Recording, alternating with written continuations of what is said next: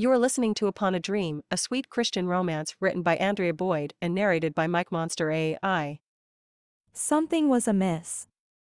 She felt it as soon as she sat down to breakfast. The ants had something up their sleeves. From over the rim of her coffee mug, Talia's gaze made its way around the table, starting with the eldest and stopping on the youngest of the three. Whatever was going on, Eva would be the first to break. And if she was the instigator, Lord, please don't let it be another setup attempt. You know her track record. The woman's been through more men than Taylor Swift. It was true. Eva seemed to attract the worst losers on the planet, but she still hadn't given up on a happily ever after, for herself or for Talia. Eva glanced nervously at her and then back to her breakfast. If a setup was in the works, she'd be giving her a moon-eyed look right now. A little of Talia's tension eased away. She could handle anything else the ants cooked up better than a setup. The thought of having to make awkward small talk with a blind date ranked somewhere between stubbing 5 toes at once and having all the hair plucked from her head one at a time. Aunt Gloria slid a plate stacked with blueberry pancakes across the table. "Aren't you going to eat, dear? I made your favorite this morning." "And why is that?" she thought. Talia eyed the middle of the three sisters as she slid 2 of the pancakes onto her plate. Aunt Gloria smiled back at her with that guileless, wide-eyed look of hers. Nothing to read there. She was the only one of the siblings to have found true love, but her husband had passed away before the ink had time to dry on her marriage license. Bless her heart. According to the rest of the family, Gloria hadn't been quite right ever since. The fact that she made what she considered to be Talia's favorite this morning was the only tell that something wasn't right. "Thanks, Aunt Gloria. What did I do to earn blueberry pancakes?" "Nothing, dear." Talia took her first bite and tried not to grimace. She'd ordered blueberry pancakes at a restaurant once and had mentioned how good they were, and that's what put the idea in Gloria's head that they were her favorite. Only this aunt's idea of cooking was to doctor up prepackaged food. She liked to experiment, so you never knew what to expect. This morning, the pancakes tasted lemony. Not necessarily horrible, but unexpected. She turned her attention to Aunt Carol, who stared right back at her. Nothing fazed this woman. Being the eldest, Aunt Carol was in charge of everything, or maybe it was her iron will personality that made her the boss. Whatever they were up to this time, she was the one behind it. Maybe it had something to do with the theater. The sisters owned the Grand Rose Theater. Their grandfather had built the theater in 1906 and had passed it down to them when he died almost 30 years ago. Carol ran it, of course. Eva did hair and makeup for all the actors, and Gloria, well, she helped in her own way, but mostly she handled things around the house. Talia worked there too. She did the behind-the-scenes grunt work, like digging props out of storage, which was on her agenda for the day. She and her assistant spent Monday clearing out all vestiges of Oklahoma. Today they would be getting ready for a production of How the Grinch Stole Christmas. Unless. We are still setting up for the Grinch today, right? Aunt Carol set her coffee cup down on the table and looked at Talia. About that, she glanced at the other two as if seeking moral support. Uh-oh. This hardly ever happened. Usually Carol was the one everyone else leaned on. The 2 bites of pancakes turned to stone in Talia's stomach. What is it?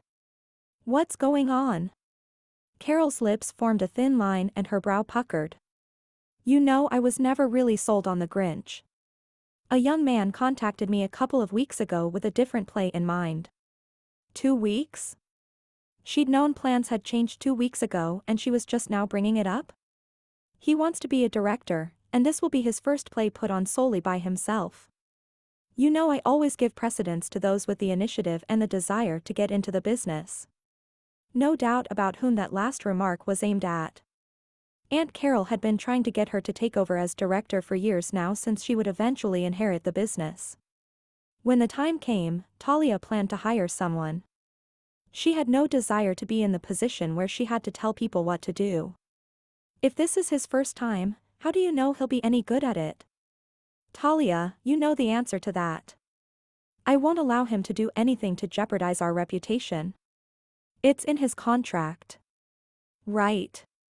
Having grown up in the theater, Talia knew how everything worked. She had hoped that once Carol started talking, she'd spill whatever it was they dreaded her finding out. Talia closed her eyes and massaged her forehead. It hit her that there could only be one reason behind their hesitation. What play are we putting on? I know it isn't a Christmas play, but we're doing Sleeping Beauty. The director, his name is Mr. Downing, has decided to do the traditional arrangement, but I have asked that there be some Christmas elements added since it will be put on in December. We don't want to disappoint our patrons. What about me? She wondered. Tension knotted her stomach. She looked around the table at her aunts' faces. Aunt Carol's eyes held compassion, but there was a firmness around her mouth. Talia could almost hear what she'd say to a protest. I'm sorry you feel the way you do, but we're doing this. Talia looked across the table at Aunt Gloria. You haven't had a spell in almost a year. She pushed the plate of pancakes toward her. Have another pancake, dear. More pancakes were not going to help. Besides, she'd only taken a couple of bites from the ones on her plate. Talia felt a squeeze on her hand and turned to look at Eva. Sweetie, you're 26 years old, and Gloria's right. It has been a long while since the last episode. I'm sure you've outgrown the family curse by now. The family curse. Klein-Levin syndrome, or more commonly, Sleeping Beauty syndrome. But it was nowhere near as glamorous as the fairy tale name suggested. Sleeping up to 20 hours a day for weeks, sometimes months, on end. Having no memory of anything during that time. No friends. No boyfriends. She wouldn't even be able to hold down a job if not for the family theater. KLS was her own version of a living nightmare. It was so rare that only 1 in a million ended up with the disorder. Because of its rarity, some suffered with it for years before being diagnosed. But she had been fortunate, or so she'd been told. One of her ancestors had been plagued with it before they even knew what it was. Family lore had it that the original Sleeping Beauty was part of the line. That's why the aunts referred to it as the family curse. When Aunt Gloria had mentioned it to the doctor in that witless way of hers, he had been able to diagnose Talia more quickly. Talia, it's been 9 years since the last time we did Sleeping Beauty. This used to be your favorite play. Don't you think it's time to enjoy it again? She glared at Aunt Carol.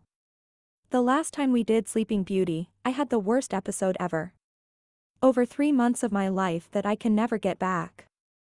Carol huffed. We don't know that those two things are related. Talia pushed her chair away from the table and took in a cleansing breath. It doesn't matter. The decision has already been made and I have no choice but to go along with it. It isn't like I can go out and get a job somewhere else. She stood. Speaking of which, I need to go get ready.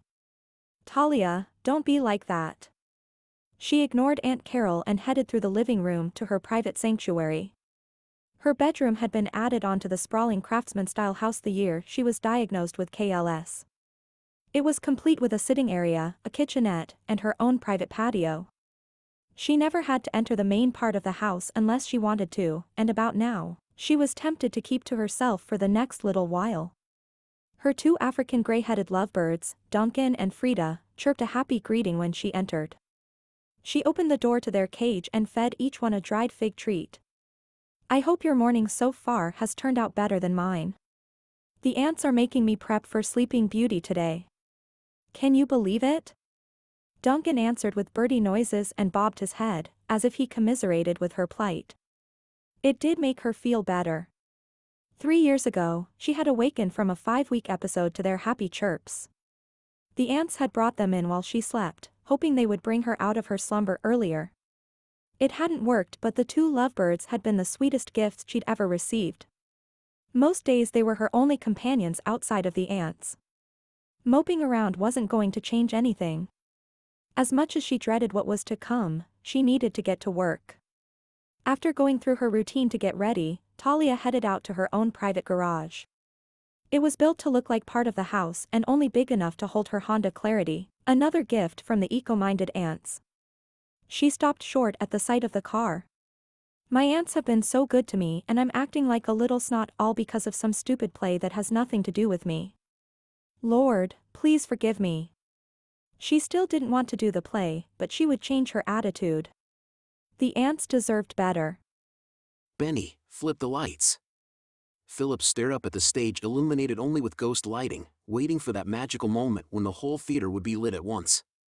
He had loved the Grand Rose Theater since the first time his parents brought him here for a production of The Nutcracker. That very experience in this enchanted place had led him to take his first drama class in junior high. Golden light from antique fixtures spilled down the ornate cream-colored walls and out across the gleaming cherrywood seats with cushions in a deep rosy hue that reflected the theater's name. Carol Rose had done an excellent job of keeping her grandfather's legacy in its original state. You know, I have been to quite a few theaters and none can compete with the splendor of the Grand Rose. Philip pointed to the fixture suspended over the orchestra section. Just look at that chandelier. They don't make stuff like that anymore. One of Benny's eyebrows shot up as he looked over at Philip. You're such a snob. Who cares about light fixtures? People come here to see what's happening on the stage. They don't give a flying flip about the fixtures. If that's the case, why didn't we just rent the auditorium downtown? It would have saved me a ton of money, and you'd have free rein to run the production however you wanted. Philip hadn't wanted to bring up the fact that his pockets funded this opportunity, but at least it wiped the smug look off Benny's face. This would be Benny's first solo production. Well, almost solo. Carol Rose would no doubt have something to say if things didn't meet her high standards, but her valuable expertise had been one of the reasons for doing it here. Plus, the Grand Rose had a warehouse full of props and costumes at their disposal. It added to the initial cost but was well worth it not to have to come up with everything they needed only to end up over the allotted expense. They had a tight budget and 1 month in which to do this. Benny had better make the best of it. Philip doubted he'd be funding any more plays after his father found out about this one. He followed Benny down one of the aisles and over to a nondescript door that led backstage. This area was a lot less glamorous but just as fascinating with all the pulleys, ropes, and catwalks needed to put on the show. They stepped out onto the stage and Benny immediately went into his excited monologue, repeated every time he started talking about his plans for the show. Philip ignored him and stepped out to the center of the stage. He had always dreamed of performing here. He would be playing the prince this time. Prince Philip. Benny had teased him about it, saying he only picked this play because of that factor. The role had nothing to do with it. They had agreed that he would get to play the lead and Carol had been the one to suggest Sleeping Beauty when negotiations began 2 weeks ago. Surprisingly, it had been almost 10 years since the last time the play was performed here. I'm going to grab my laptop and supplies from the car. I want to go over a few things before auditions start. Philip looked back at Benny. Have at it then. I'm going to explore some more. He rolled his eyes and huffed. Go ahead and drool over the rest of the fixtures in the building while I get to work. Benny, what's the matter? Do you need me to hold your hand and tell you what to do? Benny headed for the exit. Funny. Very funny. The banter between them was nothing new, but sometimes he got the feeling that Benny secretly resented him. Benny wouldn't be the first to begrudge someone considered privileged because of family name and finances. Philip had learned long ago that he couldn't let such petty reactions change who he really was.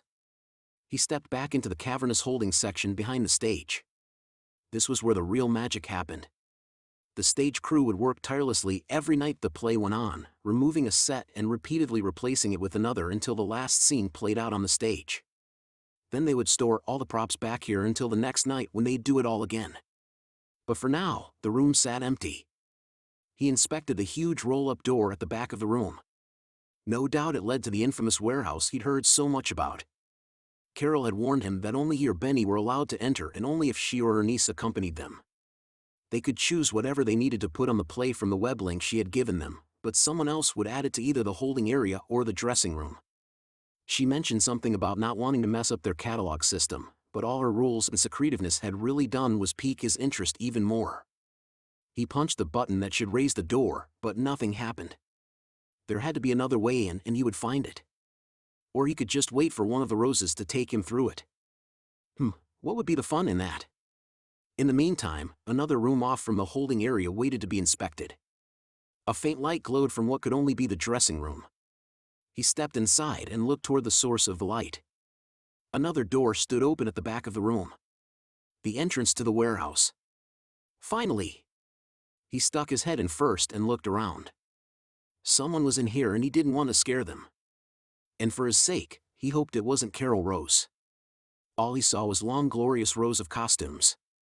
He took a tentative step closer to the nearest rack and flipped through a couple of the outfits.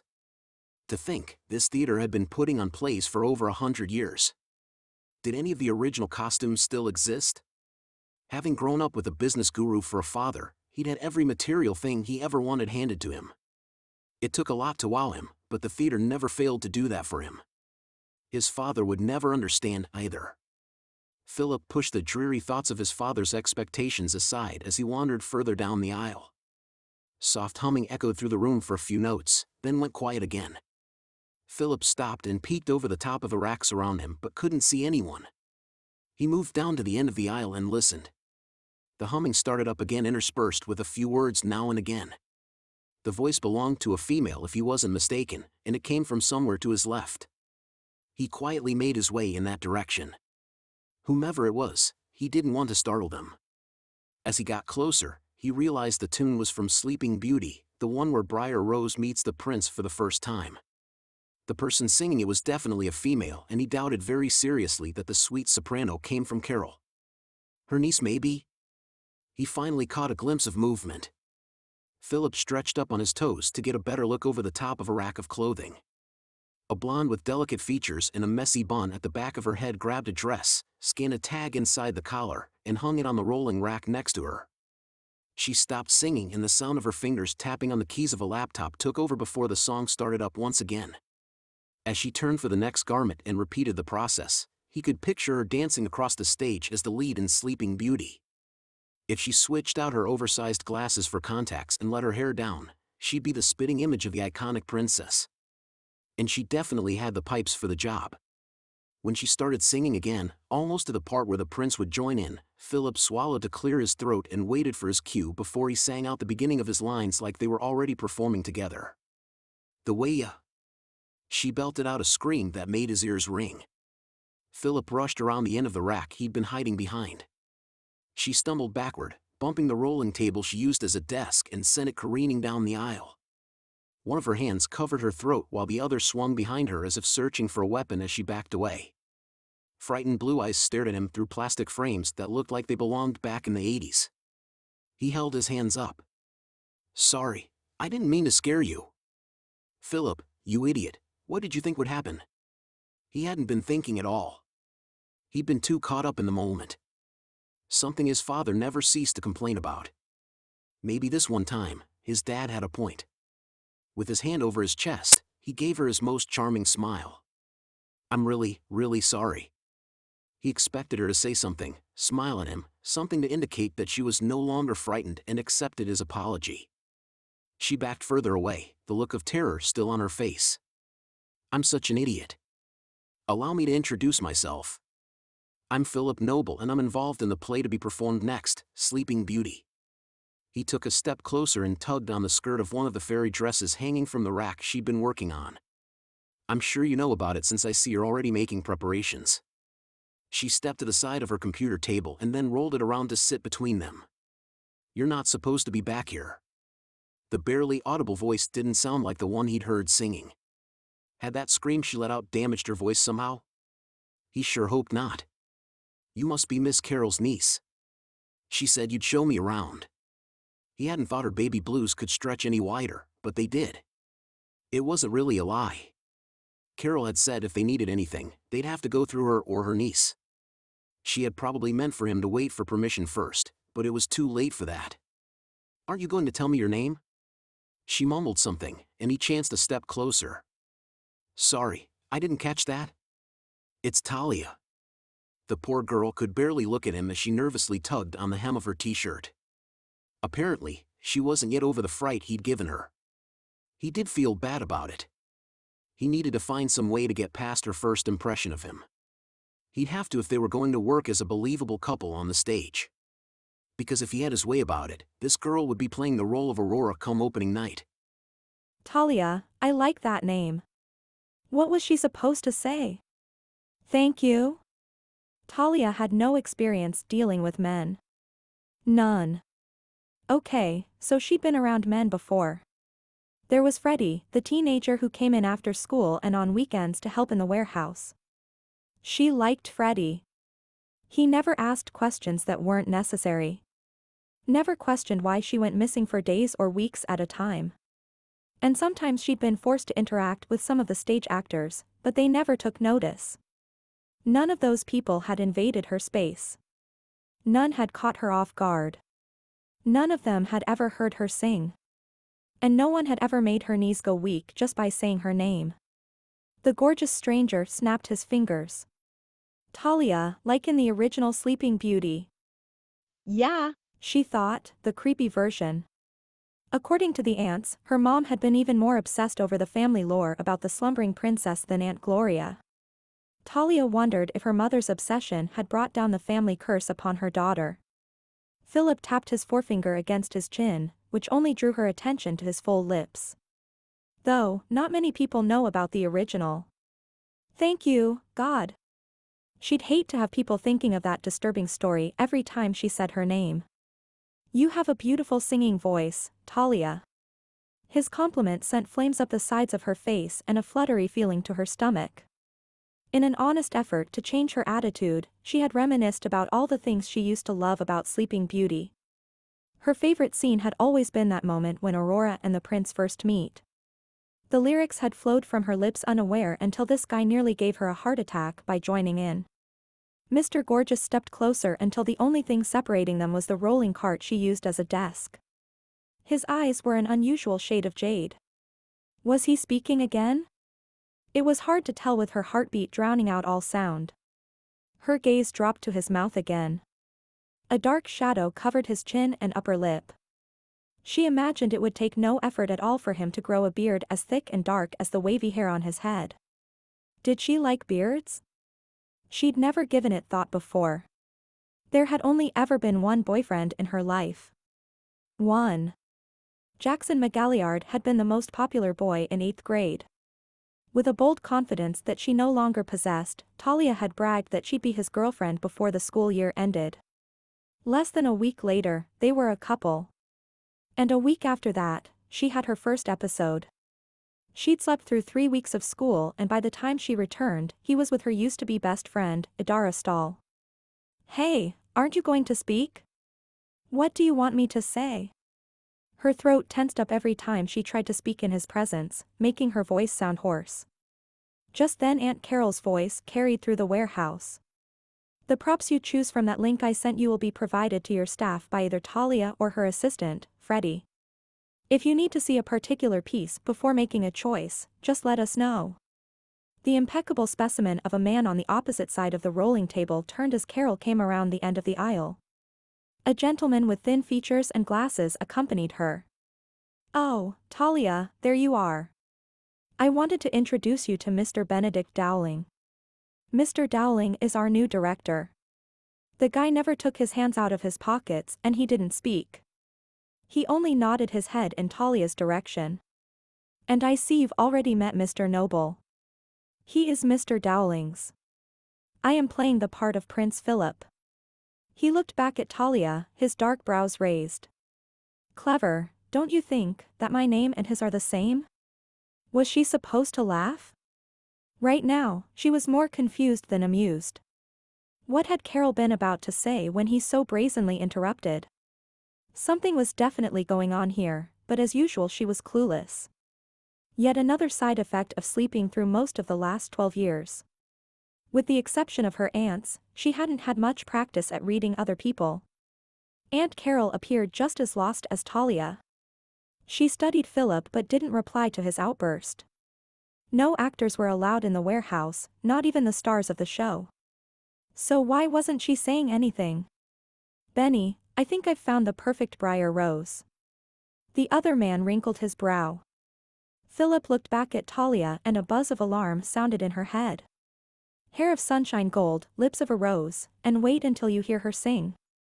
Talia Rose would make the perfect Aurora. That is, if you can get her to consent and if it doesn't take her away from her job. He turned back to the other two. I would be willing to help her with the props, no payment necessary. Her throat tightened, making it impossible to speak, but her head shook back and forth as she stared at her aunt, hoping to convey her full answer. No, she would not act the part of the Sleeping Beauty. No, she could not sing in front of an audience.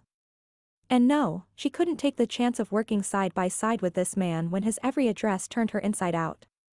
Her aunt's mouth opened and closed as she looked back and forth between Talia and the still gorgeous man who had lost his mind across from her. Then Carol's features stilled, and her gaze settled on Talia. No! Mr. Dowling was the first to speak. I already have someone in mind for that part. Philip's brows drew together as he studied the man. Who? He glanced at Talia and then back at Philip.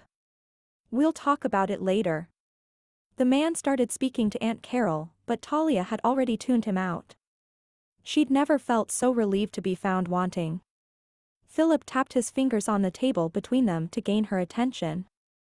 Don't worry, I'll talk him into it. He walked away to follow Carol and the director of the show before she could answer. He had wanted her to speak before and she hadn't been able to, but she would have said plenty if he'd stuck around. No way could she do what he hoped for. What are you going to do, she thought.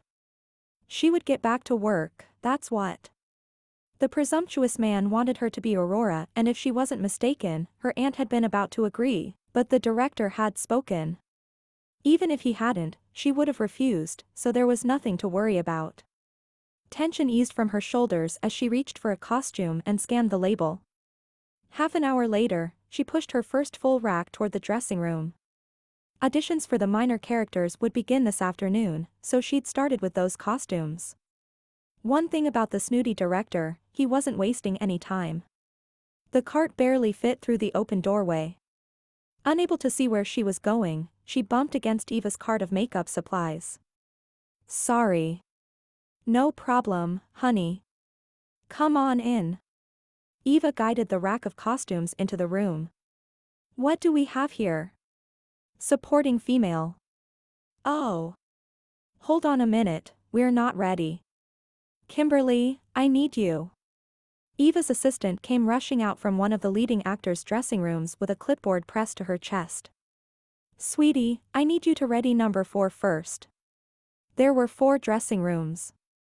2 spacious ones separated by a wall with large curtains covering the front accommodated the supporting male and female actors, and 2 relatively smaller ones for the leading roles. With years of experience, the Roses had it down to a science. Everything was labeled, in the proper order, with updates made as needed. After Kimberly hurried past, Eva set her attention back on Talia. So, I heard you had a visitor out in the warehouse. Talia didn't need to ask to which of the 2 men she referred. Eva wore the dreaded moon-eyed look, letting Talia know she was already in matchmaker mode. No doubt the information about what went on in the warehouse came from Carol. Nothing Aunt Carol could have said about her interactions with the director would bring on that look. She tapped the door frame. He must have snuck in through here. I'm surprised Aunt Carol didn't read him his rights. Actors aren't allowed in the warehouse. Oh, he isn't just an actor. He's the one financing this production. What? That explained why he'd been allowed in the warehouse, but it brought in many more questions. She would have guessed the guy was around her age. Most people in their 20s didn't have much in the way of expendable funds. Where'd he get the money? He would have to be dedicated to his career to make that kind of income, yet he had time to wander around the theater on a Monday morning. And if someone living in this area was that devoted to theater, wouldn't she have heard about them before now?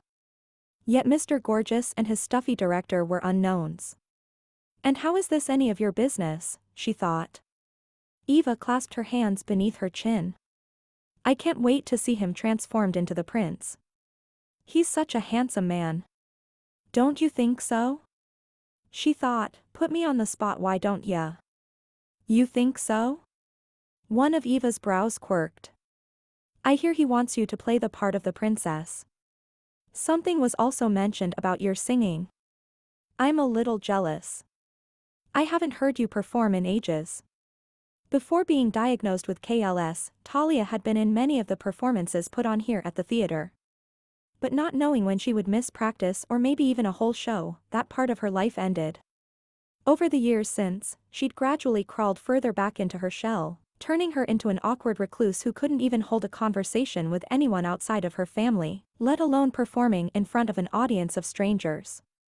Eva pushed a loose strand of hair back behind Talia's ear. Sweetheart, I think you should at least consider it. Just thinking about it dried her throat out and churned her stomach. She had a job, a purpose even, to do in this theater, and it did not involve getting up on that stage. Philip watched the back of Benny's head bob as he followed him toward the stage. The exact spot he'd deliver the blow if he gave in to the urge to hit him. He could picture the headline now. Noble Enterprises Air Pummel's director at the Grand Rose Theater. His dad would love that. All the more tempting, but one thing held him back, that he'd probably never be allowed in the Grand Rose again. They took their places at the table set up near the stage. Today would be the second round of auditions. This one would cover the major roles and a few of the minors that had yet to be filled. Philip looked down at the roster and shook his head. I still think you're making a huge mistake.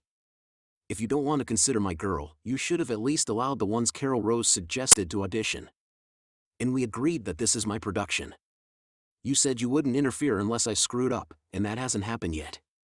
Benny kept his eyes trained on the stage, but that telltale muscle twitching a rhythm just below his eye revealed the high level of his irritation. Philip would bet Benny itched to press his fingers against it like he did when he thought no one was looking. Served him right for not listening to reason. The girl Benny picked to play the part of Aurora had only performed at college level. They needed someone with more experience for such a major role.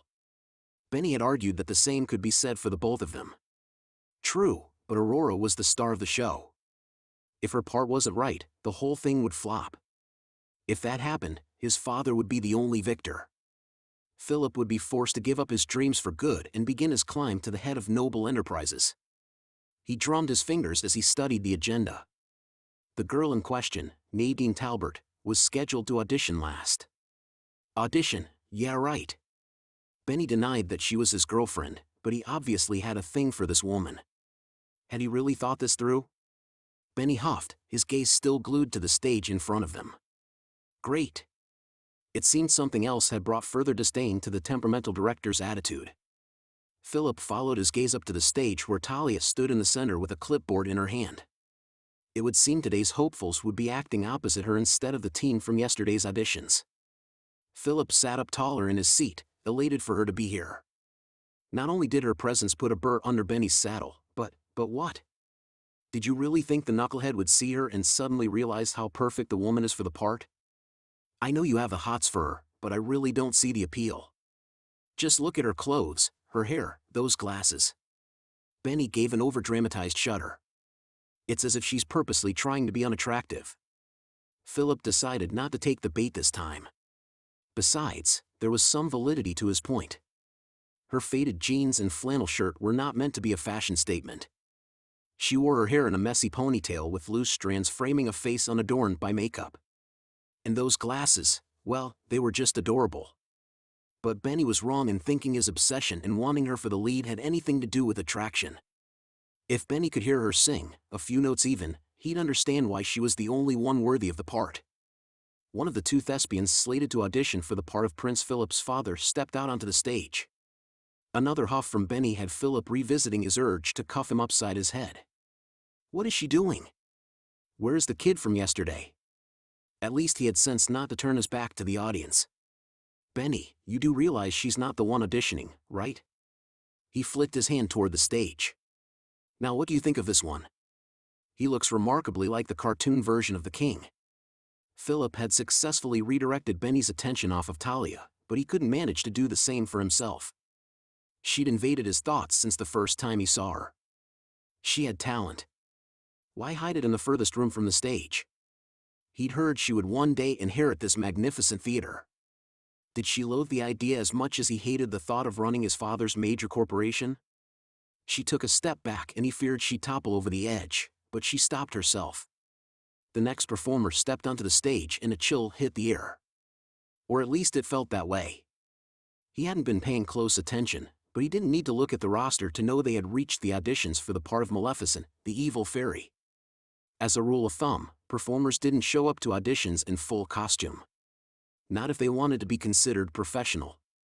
Still, he couldn't help but take notice. This wasn't the typical Maleficent costume. 2 silver horns protruded through a mass of black hair and burgundy feathers. Over her form-fitting black dress, she wore some type of short cloak made of fur with ragged strips of burgundy and black cloth and feathers attached. Her black eyelids and lips contrasted against green-tinted skin. The woman didn't even glance at Talia as she stepped out to the edge of the stage facing them. Philip searched for the actor's name on his list. Madison Rose Davis, age 24. Rose Davis? Was she one of the Roses? She had a list of performances under her belt from high school drama all the way to a couple of small community theaters. Her performance wasn't bad, but something about her bothered Philip. They had 2 more auditions before the final, Benny's pick for Aurora. Time to implement the plan he'd cooked up over the course of the auditions. As Madison Rose Davis took an exceptionally long time getting off the stage, Philip leaned toward Benny. "I'm going to audition too."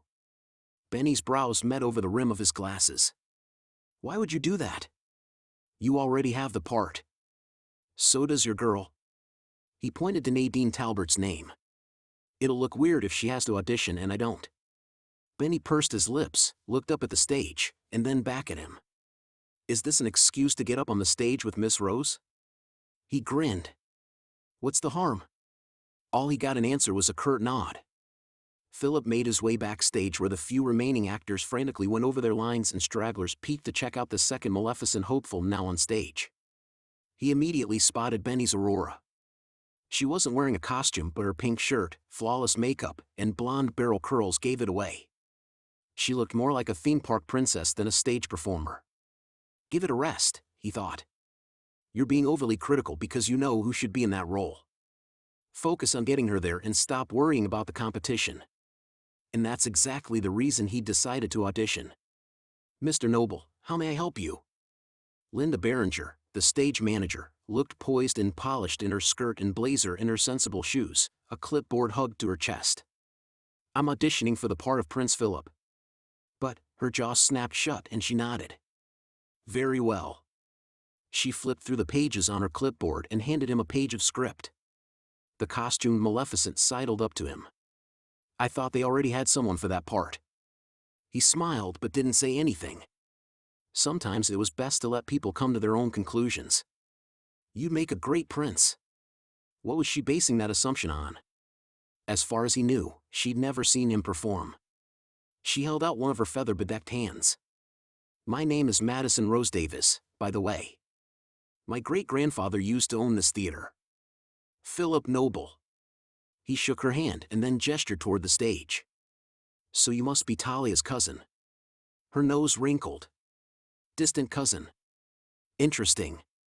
A multitude of questions popped into his brain, but now was not the time and it would be rude to ask. He lifted the sheet in his hand. "Well, I should look this over before I go on. Nice meeting you."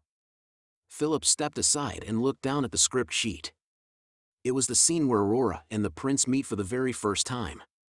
It started out with speaking and went into him singing by himself. It was perfect in that it allowed auditionees to show off their acting and singing abilities in one scene.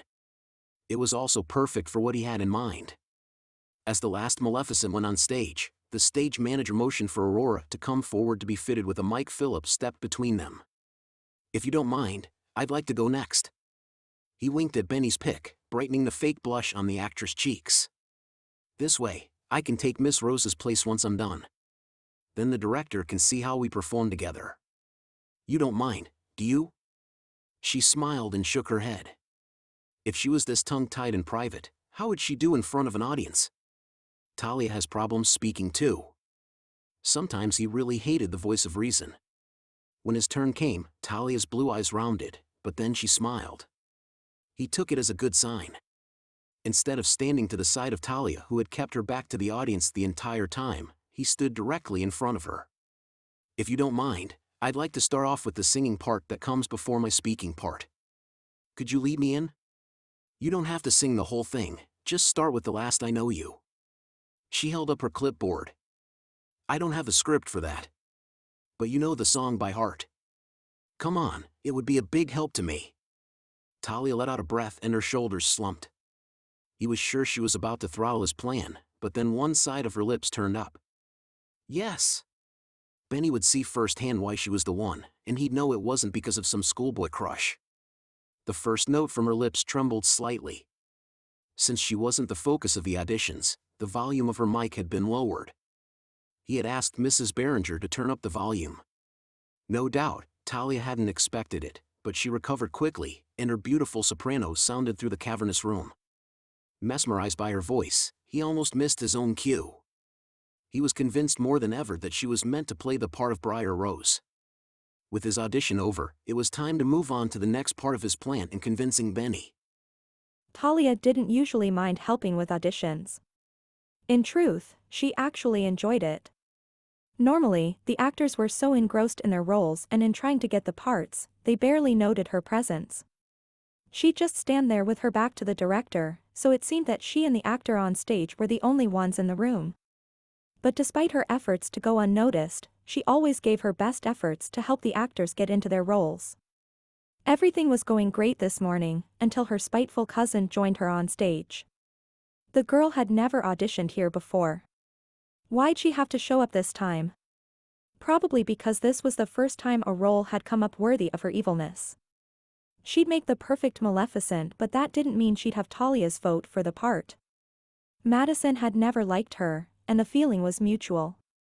She had made Talia's short-lived school career miserable and found ways of inflicting agony into her existence every time they happened to see each other since. Her mother was a first cousin to Talia's mother. Aunt Carol insisted that she and Madison were second cousins, while Aunt Gloria said second cousin once removed. Talia secretly referred to her as the second cousin she'd like to remove. She let out a sigh of relief as she watched Madison saunter off the stage. Talia felt very little guilt in hoping she wouldn't get the part. What had she been thinking showing up in that ridiculous costume? It was unprofessional and would certainly lower her chances of being cast. At least Madison had completely ignored her on stage, which was perfectly fine with her. She looked down at the roster on her clipboard. Only one actress to go, the one auditioning for the lead. The only one. The director had selected this unknown actress to play Aurora. Aunt Carol had not been happy about that. She would no doubt be watching this performance closely. If the girl wasn't right for the part, Carol would intervene. Talia looked toward the right side of the stage expecting to get her first glimpse of Sleeping Beauty's female lead, but Philip walked toward her instead. One side of his lips turned up as he looked down at her and asked her to sing. A jittery feeling moved through her stomach, making her feel like she might barf all over his leather loafers. She took in several quick breaths and gave herself a pep talk to calm her nerves. He was no different than any other performer. This was part of her job. He had only asked her to sing one line. She would give him the same support as anyone else, and it couldn't be any worse than speaking lines with her vapid nemesis. Right? Wrong. Her panic at being asked to sing was nothing in comparison to hearing her voice booming out through the room. Her eyes flashed to the exit. Everything in her wanted to make a run for it. Unless Aunt Carol worked out in the warehouse at this moment, she would hear it. Did she recognize that it was Talia? If so, she'd be putting even more pressure on her to get back out on the stage. Then Philip sung his part, and everything changed. Looking into his green eyes as he sang and spoke his lines, the rest of the world faded away, leaving only the two of them. For one brief moment, she wasn't the weirdo with huge chunks of her life missing because she couldn't drag herself out of bed for weeks at a time. Just like Briar Rose, she was a woman meeting the man of her future. One who would love her, and she would love him in return. Talia couldn't afford to think like that. One day this albatross around her neck would disappear like a puff of smoke. Maybe then she'd be normal, but that day was yet to be seen. Even then, a romantic relationship didn't seem like something she should strive for. What if she got married and passed the family curse down to her descendants? As the audition ended, Philip touched her arm. "You're free to go now." I'll help with Miss Talbert's part. Huh? Why did she have to be such a dunce in his presence? Her mind blanked on the words Miss Talbert until she saw the Aurora wannabe walking toward them. Talia headed off stage, barely nodding her head in acknowledgement of the female actor as they passed. She stopped at the edge of the stage and turned to watch the last audition. Other than a little jitteriness in the one line she sang, the girl delivered an acceptable performance. Why was that disappointing? Suddenly, Philip slipped the script from the girl's fingers and allowed it and his own to flutter to the stage. He took her in his arms and began dancing across the floor. What was he doing? This didn't usually happen during auditions. Had the director requested it? Were she and Philip a couple? Is that why she was chosen to play the part? They stopped center stage, and even from where Talia stood, she could see the look of total adoration in his eyes as he placed one palm on the side of the girl's face, and leaned in like he was about to bestow true love's kiss even though they were not supposed to be acting out that scene right now. No! Someone please make them stop, she thought. Where is the director? Her head spun as if she was about to faint and she realized she had been holding her breath. Taking in quick shallow breaths after that didn't offer much help. Was she having a panic attack? Her mind said to turn away, but her feet were plastered to the floor. Boy, that's some reaction you're having there, cuz. Could it be you wish that was you out there in the prince's arms?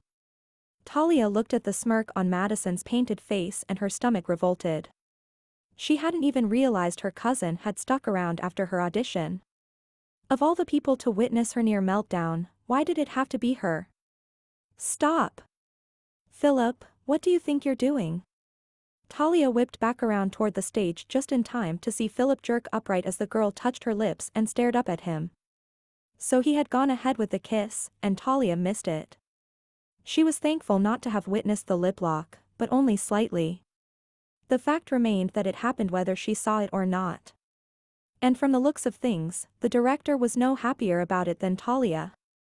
He hopped up onto the stage and stepped between the couple facing Philip. What do you think you're doing? Why did you kiss her? This is an audition, not a practice, and you kissing her isn't even part of this scene. The man waved his hands around as he ranted in Philip's face. Overly passionate directors were not unheard of, but this seemed to go above the mean. For every step he took, Philip backed up one with his hands up in surrender between them. Calm down, Benny. I just thought since this wasn't a true audition that you might like to get a better feel of how well we go together. I'd say the chemistry between us is spot-on believable. That's a good thing, isn't it? Chemistry? The director rubbed a hand across his mouth as if trying to hold something back. I know what this is really about, and we will discuss it in private. That's one discussion Talia would love to be in on. If it wasn't as Philip said, what was really going on here? Benny turned back to the actress and said something too low for Talia to hear. It didn't matter, she was done with this spectacle. Madison caught her arm as she turned to leave. Looks like the director wasn't happy with that little performance. Maybe if he knew you really are a true sleeping princess, he'd give the part to you instead. Ice pushed through Talia's veins at the veiled threat. Besides the ants, no one associated with the theater knew about the KLS. If the director found out, it would no doubt move through the gossip mill like wildfire. Then everyone would know what a freak she was. Worse, Philip would know. Talia's knees wobbled as she walked away without a word to her vicious cousin. She turned left out of the holding room and walked past the public restrooms to the janitor's closet at the end of the hall. Closing herself inside, she sat down on an upturned bucket in the corner and buried her face in her hands. This wasn't the first time she'd sought sanctuary here. Sometimes she just needed to decompress in peace and quiet. Why had she reacted the way she did? Philip meant nothing to her. They'd just met with only the barest of interaction before the audition. Yet, if she had to put a label on how she felt, she'd have to call it jealousy. What did she have to be jealous about? He and Miss Talbert could be a couple in real life. They could have a relationship, if not now, one could develop.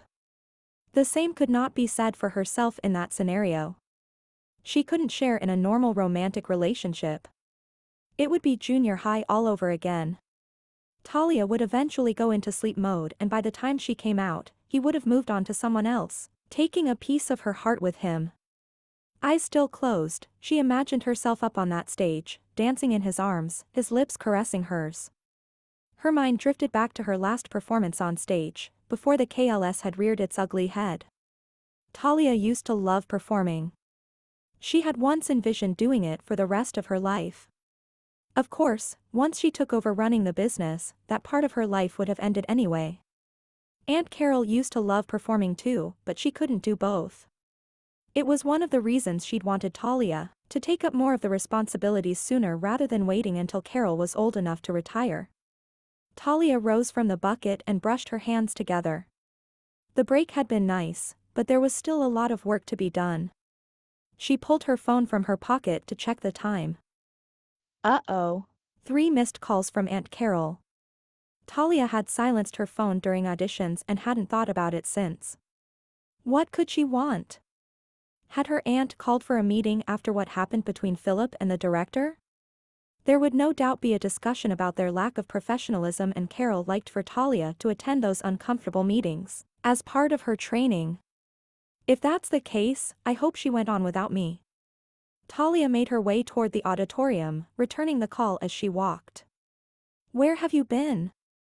No hello, a sure sign of Aunt Carol's agitation. Instead of admitting she had been hiding out in the janitor's closet, she apologized for not turning the volume up on her ringer after auditions. I need you to come to the office for a conference, please. Gah. She hadn't missed it. Had they been waiting for her to join them this entire time? Talia hurried her steps toward the front of the building. She paused at the office door to take in a deep breath, lengthen her spine, and push her shoulders back. After a brief knock, she opened the door and stepped inside. As anticipated, Philip and Benny sat across the desk from Carol. Philip stood when she entered and offered his chair. Her heart fluttered at the old-fashioned act of chivalry. She quietly thanked him and then refused, choosing to sit in her usual spot in the folding chair to the side of the desk. Just like during auditions, she hoped for invisibility during these meetings. As I was saying, I've worked with Odessa White before. She's very professional and will give her all to the part of Maleficent. You wouldn't go wrong in choosing her. Good. Steer them away from choosing Madison. Aunt Carol would never say it, but Talia suspected she didn't care for the cousin either. Are you telling me I have to pick her for the part, or is this only a suggestion? Benny had his elbow propped on the chair arm with 2 fingers pressed just below his right eye. He glanced at Philip and then back at Carol. She spread her hands across the desk calendar. Just my professional opinion. Of course, you are free to pick whomever you want. There was that word again. Professional. Now Talia knew for sure that Carol had given them the talk. She'd heard it before. The Grand Rose Theatre had a reputation to uphold. Thank God, I missed it this time. She looked at Philip, wondering how he'd taken it. He always seemed so polished and in control. Had he taken the reprimand with a grain of salt, or had he been embarrassed? He stared back at her, causing her to squirm in her seat. She trained her eyes on Carol, but there he was in her periphery, still staring, his smile even wider than before. Benny cleared his throat, drawing her attention. His gaze darted to her and then back to Aunt Carol. I would like to offer the part of Aurora, he gestured toward Talia without taking his eyes off Carol, to Miss Rose here. What? Did I hear that right? The man probably didn't even remember her first name. Every time he'd looked at her before now had made her feel like a bug on his windshield. He did not just ask her to play the part of Briar Rose. Except he wasn't asking her. He spoke to Aunt Carol about her, as if asking permission. Talia looked to Philip. Still staring at her, he folded his hands beneath his chin as if begging and mouthed the word please. Those butterflies in her stomach melted into a warm puddle. The daydream of him holding her in his arms as they danced across the stage started up again of its own accord. I think that is a wonderful idea. Talia jerked around to look at Carol. She had to blink several times to bring moisture to her dry, saucer-sized eyes. She tried relaxing her features, but that was hard to do with the tension coursing through her body right now. Carol finally looked at her and smiled with an almost pleading look, though she'd never let something like that show to those outside of the family. It wouldn't be professional. What do you think, Talia? She looked back at Philip. His hands were still folded under his chin and he added an exaggerated pout to his bottom lip. Why does he want me to play the part so badly? Is it just because he thinks I'm perfect for the part, or is it something else? Should she do it? It could be a dream come true. She used to love being on stage, had missed it desperately, even more since meeting Philip. It might even be. I can't. I just can't do it. You'll have to find someone else. Was Philip disappointed that Talia still refused to take the part? Yes. Would he give up on the idea? Not a chance. He only needed to change tactics to get what he wanted. Why are you so insistent on this? Benny whipped around in front of Philip, stopping his trek toward the coffee shop. I mean, I agree that Talia has the better singing voice and she spoke her lines perfectly during auditions, but I suspect she was only able to do so because her back was turned to the audience the entire time. She can barely speak face to face. And more importantly, she doesn't want to do it. You have to have a heart for the business. It's a passion, not a job. You know that. Philip huffed and looked away. Everything Benny said made sense and he hated that fact. Then you have no choice but to hold another audition for the part. We both know it will never work having your girlfriend play the lead. Could he help it that the corners of his mouth lifted slightly? Benny's lips pressed into a thin line. Nadine is not my girlfriend, and I already told her she could have the part. Not your girlfriend? You went ballistic when I kissed her. Does she even have a clue how you feel about her? And more importantly, how are you going to handle me kissing her night after night? His brows drew together. I'll get over it. Who's he trying to convince, he thought, me or himself? Philip stepped around Benny and continued toward their destination. I can't believe you did this. You know better than to pick a performer based on your lovesick feelings for the girl. We can't afford to mess this up. I still think you should run another audition. Nadine's performance wasn't that bad. In fact, if you hadn't pulled that stunt with Talia, we would both be satisfied with her abilities. He was right, but Philip still wanted Talia for the part. It wasn't too late for a change. He would find ways to spend time with her in the coming week. The chances of her succumbing to his charms would be better once she got to know him. Tomorrow he'd be spending the day with his family for Thanksgiving. How would she react if he invited her to go with him? It was only a passing thought. He could just imagine what his dad would think of the plain-looking girl of the theater. He already dreaded tomorrow's get-together. Even if it wouldn't be awkward asking her, there was no way he'd subject Talia to his father. Benny opened the door to the coffee house and Philip stepped through. The warmth of the room and the scent of coffee instantly calmed his nerves. He ordered and paid for a triple shot of espresso, then sat down at one of the booths near the back. His coffee addiction had begun back in college. Caffeine had the opposite effect on him than it did on most everyone else. It brought everything into focus and helped him separate worries of his father's expectations from what he needed to concentrate on in the present. Apparently, coming here didn't have the same effect on Benny. His scowl only deepened. He carefully placed their drink orders on the table and then grabbed the notebook trapped beneath his arm. He tossed it onto the bench seat before sitting down. He spread his hands across the table before looking up at Philip, as if to physically smooth out his attitude before speaking. Why do you always do that? Do what? Treat me like a personal servant. Philip looked over at the register and then back at Benny, mentally retracing his steps to see where he had gone wrong. You didn't have to get my coffee for me. I would have gotten it when they called my name. Benny's shoulders slumped. Never mind. Look, I'll get them next time. Don't worry about it. Judging by his hardened jaw and that tick beneath his eye, Benny had not been appeased by Philip's offer. What more does he want? Benny flipped the notebook open and took a sip of his plain, black coffee. Who is your pick for Maleficent? I'm sort of leaning toward Madison Rose Davis. I realize it was a bit much to show up to auditions in that outfit, but her acting skills were spot on, and she does have experience. He unclipped her resume and headshot and handed them to Philip. He studied the innocent-looking girl in the photograph.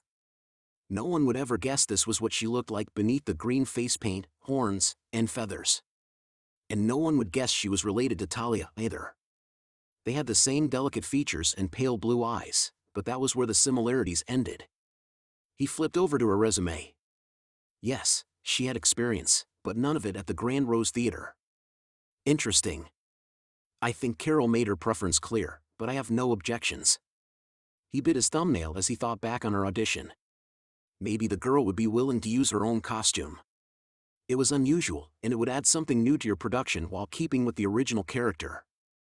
Carol Rose had been adamant that they stick to the original script with one exception. They had to set the play at Christmas time. Neither he nor Benny liked that idea, but they wouldn't pass up this opportunity over something so trivial.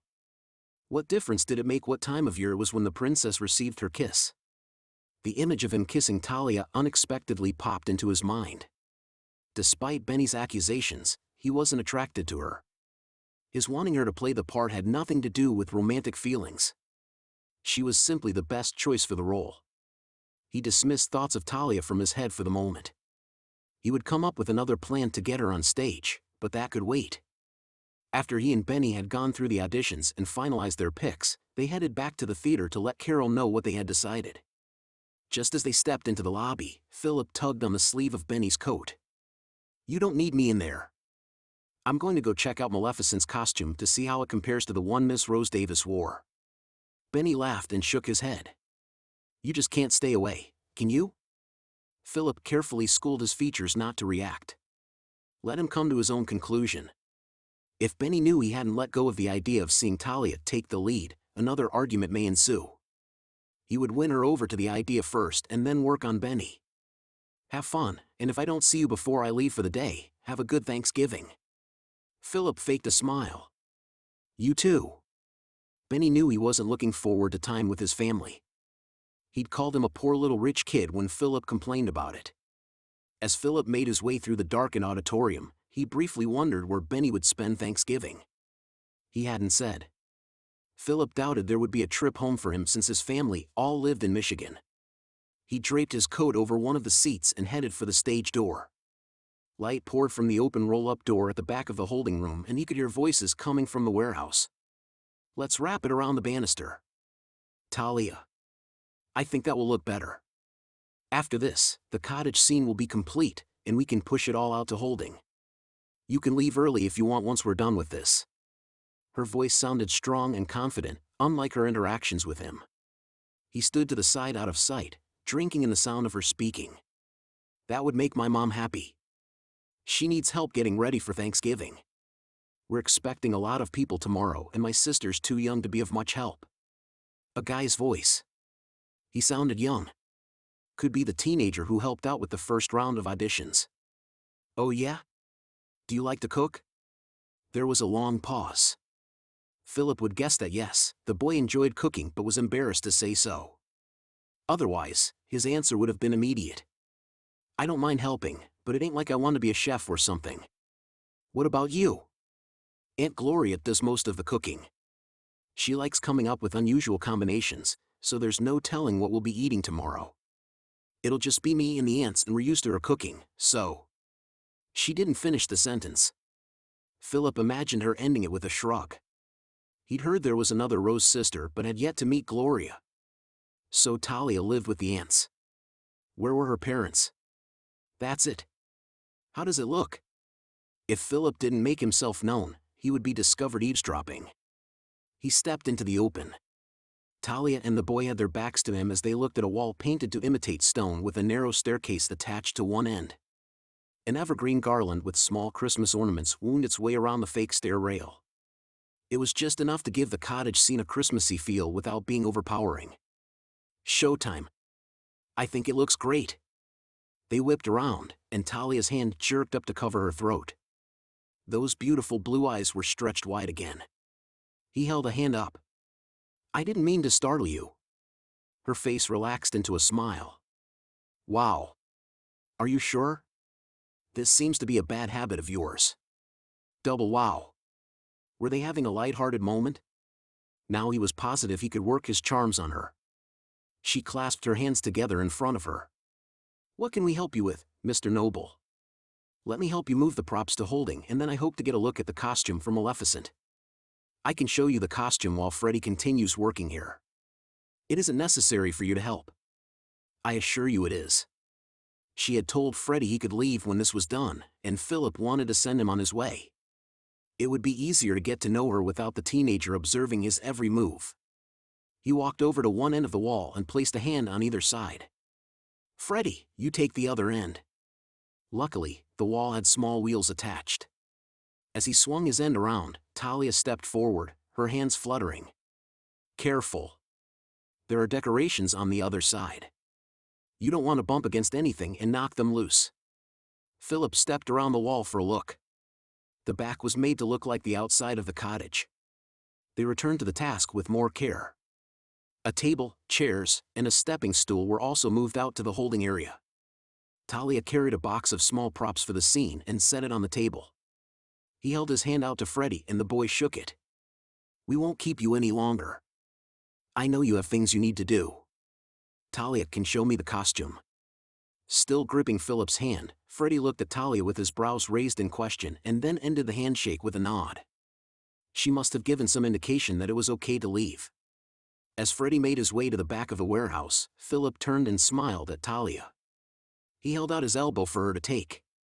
"Shall we?" How long had he been spying before making his presence known?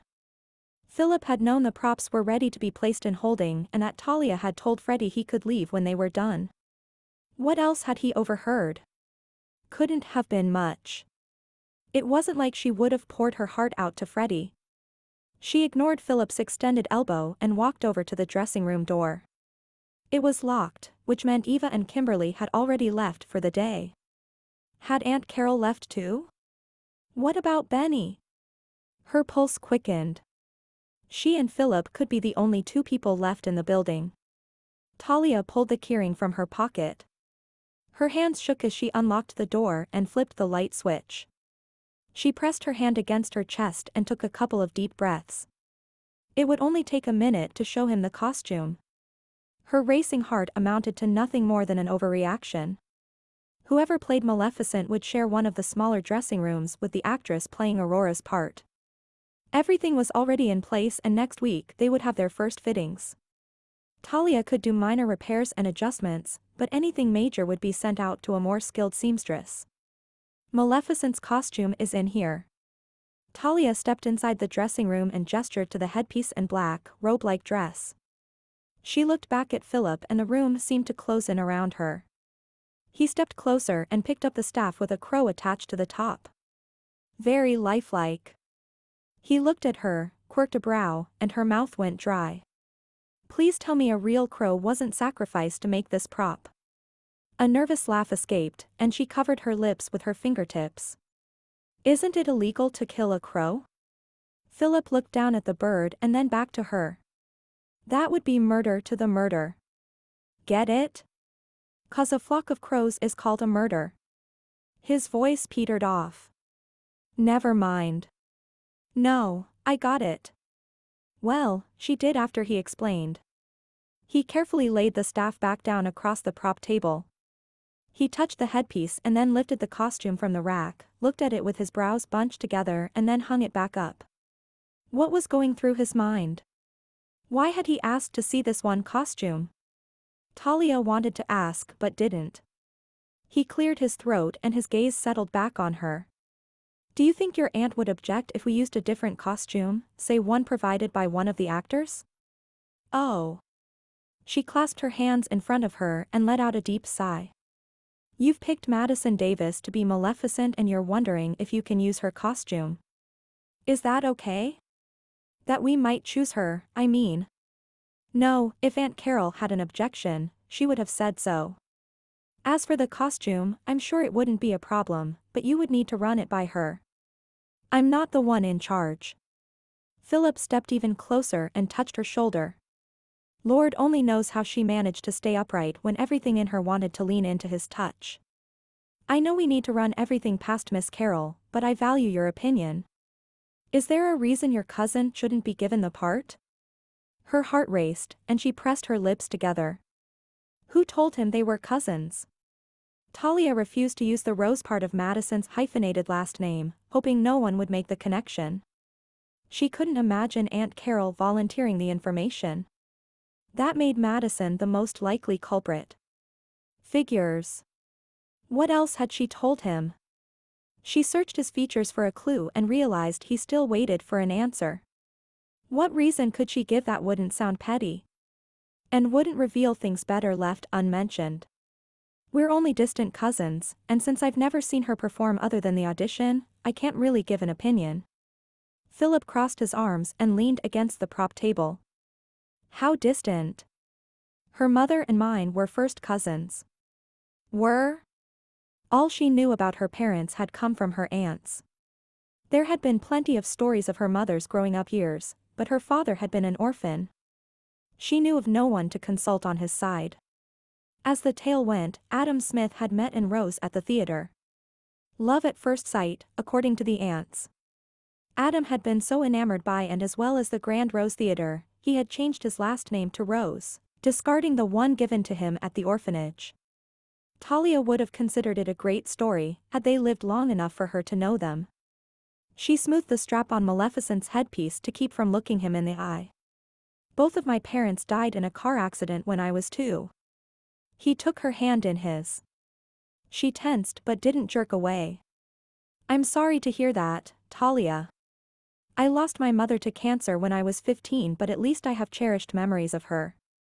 I can't imagine how it must be for you. I've had my aunts and they've been good to me. Her aunts loved her, and they had been good to her. But the occasional what-ifs did crop up sometimes. He ruffled the feathers on the fake crow and seemed to avoid eye contact. According to your Aunt Carol, one day you will be expected to step into her shoes and run the business. Is that something you're looking forward to, or did you perhaps have a different vision for your future? Wow. He knew way too much information about her life. The fact that Aunt Carol had discussed it outright with this man, who was after all a stranger, really unnerved her. Talia leaned against the table next to him, partly for support and also so they would no longer be face to face. I've always known I'd end up with the theater. And even though I find the administrative side of it intimidating, I have no desire to do something different. Believe it or not, I love the theater. Philip leaned closer to Talia. Her skin pebbled with every brush of his arm against hers. She turned her head slightly toward him and took slow deep breaths, drawing in his scent that hinted of lavender and sage. The earthy aroma reminded her of Aunt Gloria's herb garden. Talia loved to sit out there early in the morning at the first touch of the sun. What's your favorite part of working here? She jerked upright. How in the world had she allowed herself to get so close? The auditions. Talia turned her face away from him under the pretense of examining Aurora's costumes hanging from a rack, on the opposite side of the room. Flustered, she had blurted out the first thing that came to mind. Questions were sure to come, ones she didn't want him knowing the answers to. I never would have guessed. Seems to me if you like the audition so much, acting in a play would be so much more satisfying. Is it stage fright that keeps you from performing, or is it something else? Her skin prickled all over and the muscles in her chest tightened around her lungs. Her phone buzzed from the front pocket of her jeans. She fumbled the phone, almost dropping it before getting a firm enough grasp to check the text. Eva, are you okay? Talia hurriedly sent back a yes, before one of the aunts came looking for her, thinking she had fallen asleep somewhere. It had happened once before.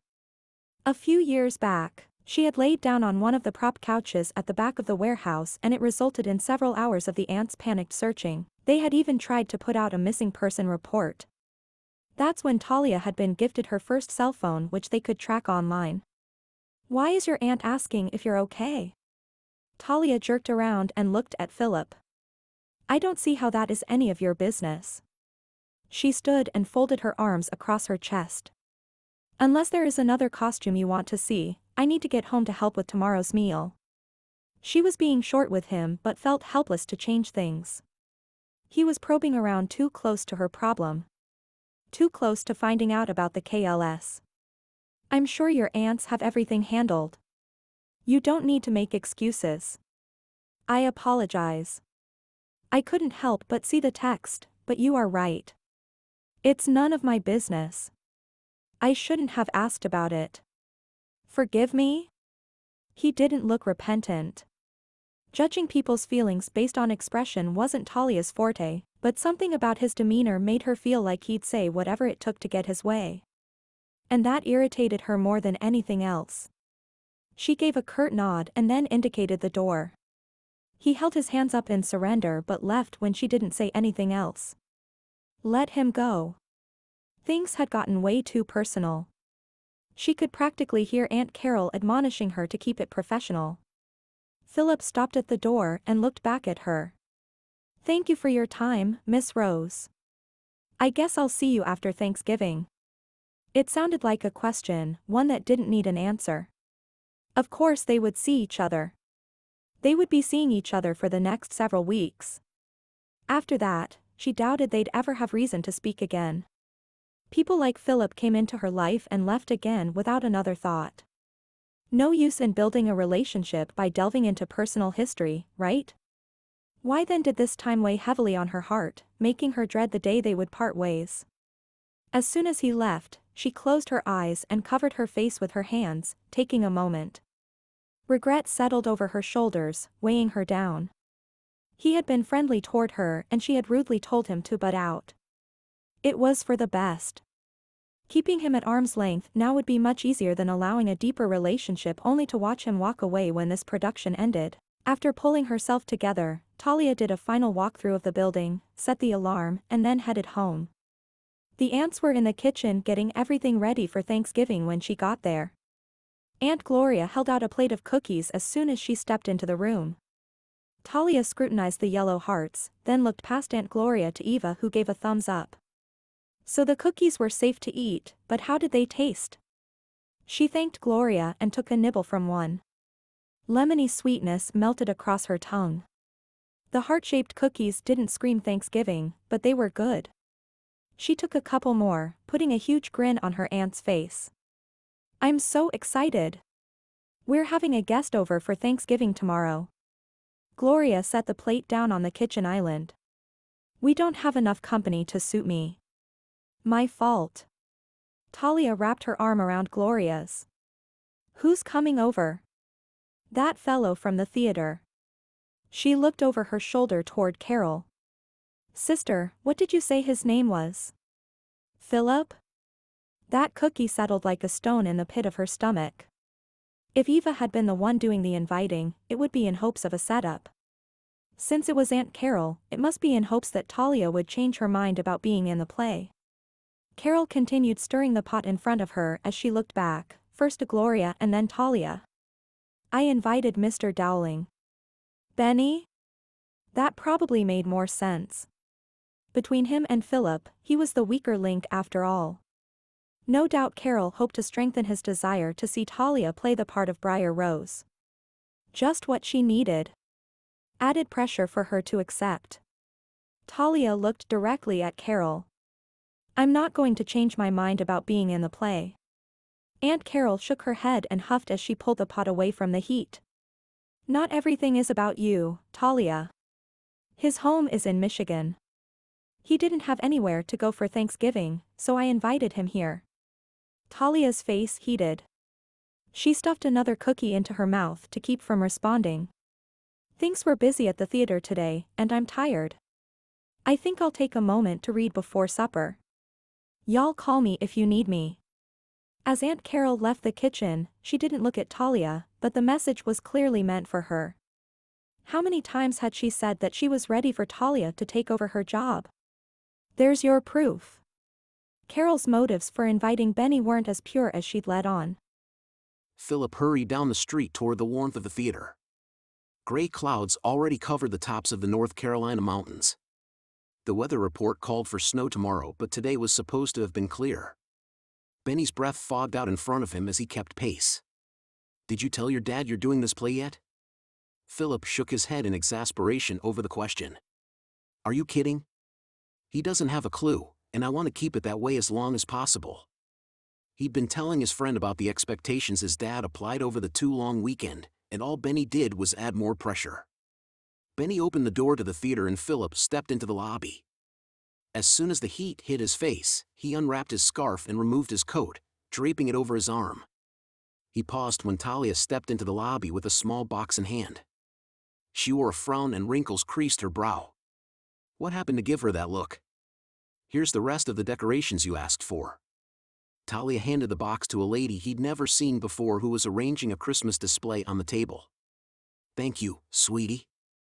The woman set the box on the floor. Benny stepped right up to the woman and touched her elbow. Gloria, I wanted to thank you again for that wonderful Thanksgiving meal. What? She grasped Benny's hand.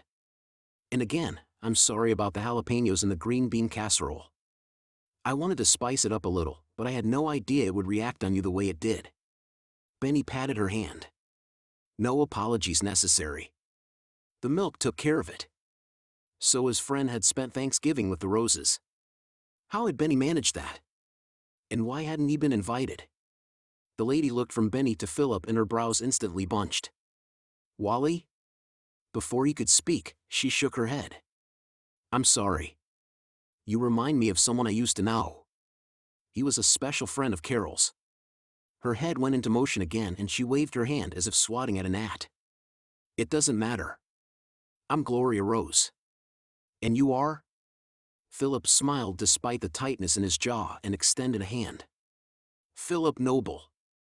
I have a part in next month's play. Ah, Snow White's Prince. Wrong fairy tale, Aunt. She pointed at Talia. That's right, we're doing your play. Your play? Talia shared a name with the original Sleeping Beauty. Is that what she referred to? Gloria's hand went to her mouth, brows raised in a look of surprise. Fiddlesticks. That means I'll need to get rid of these. She began plucking little mice dressed in clothing from the Christmas display on the table behind her. Mice?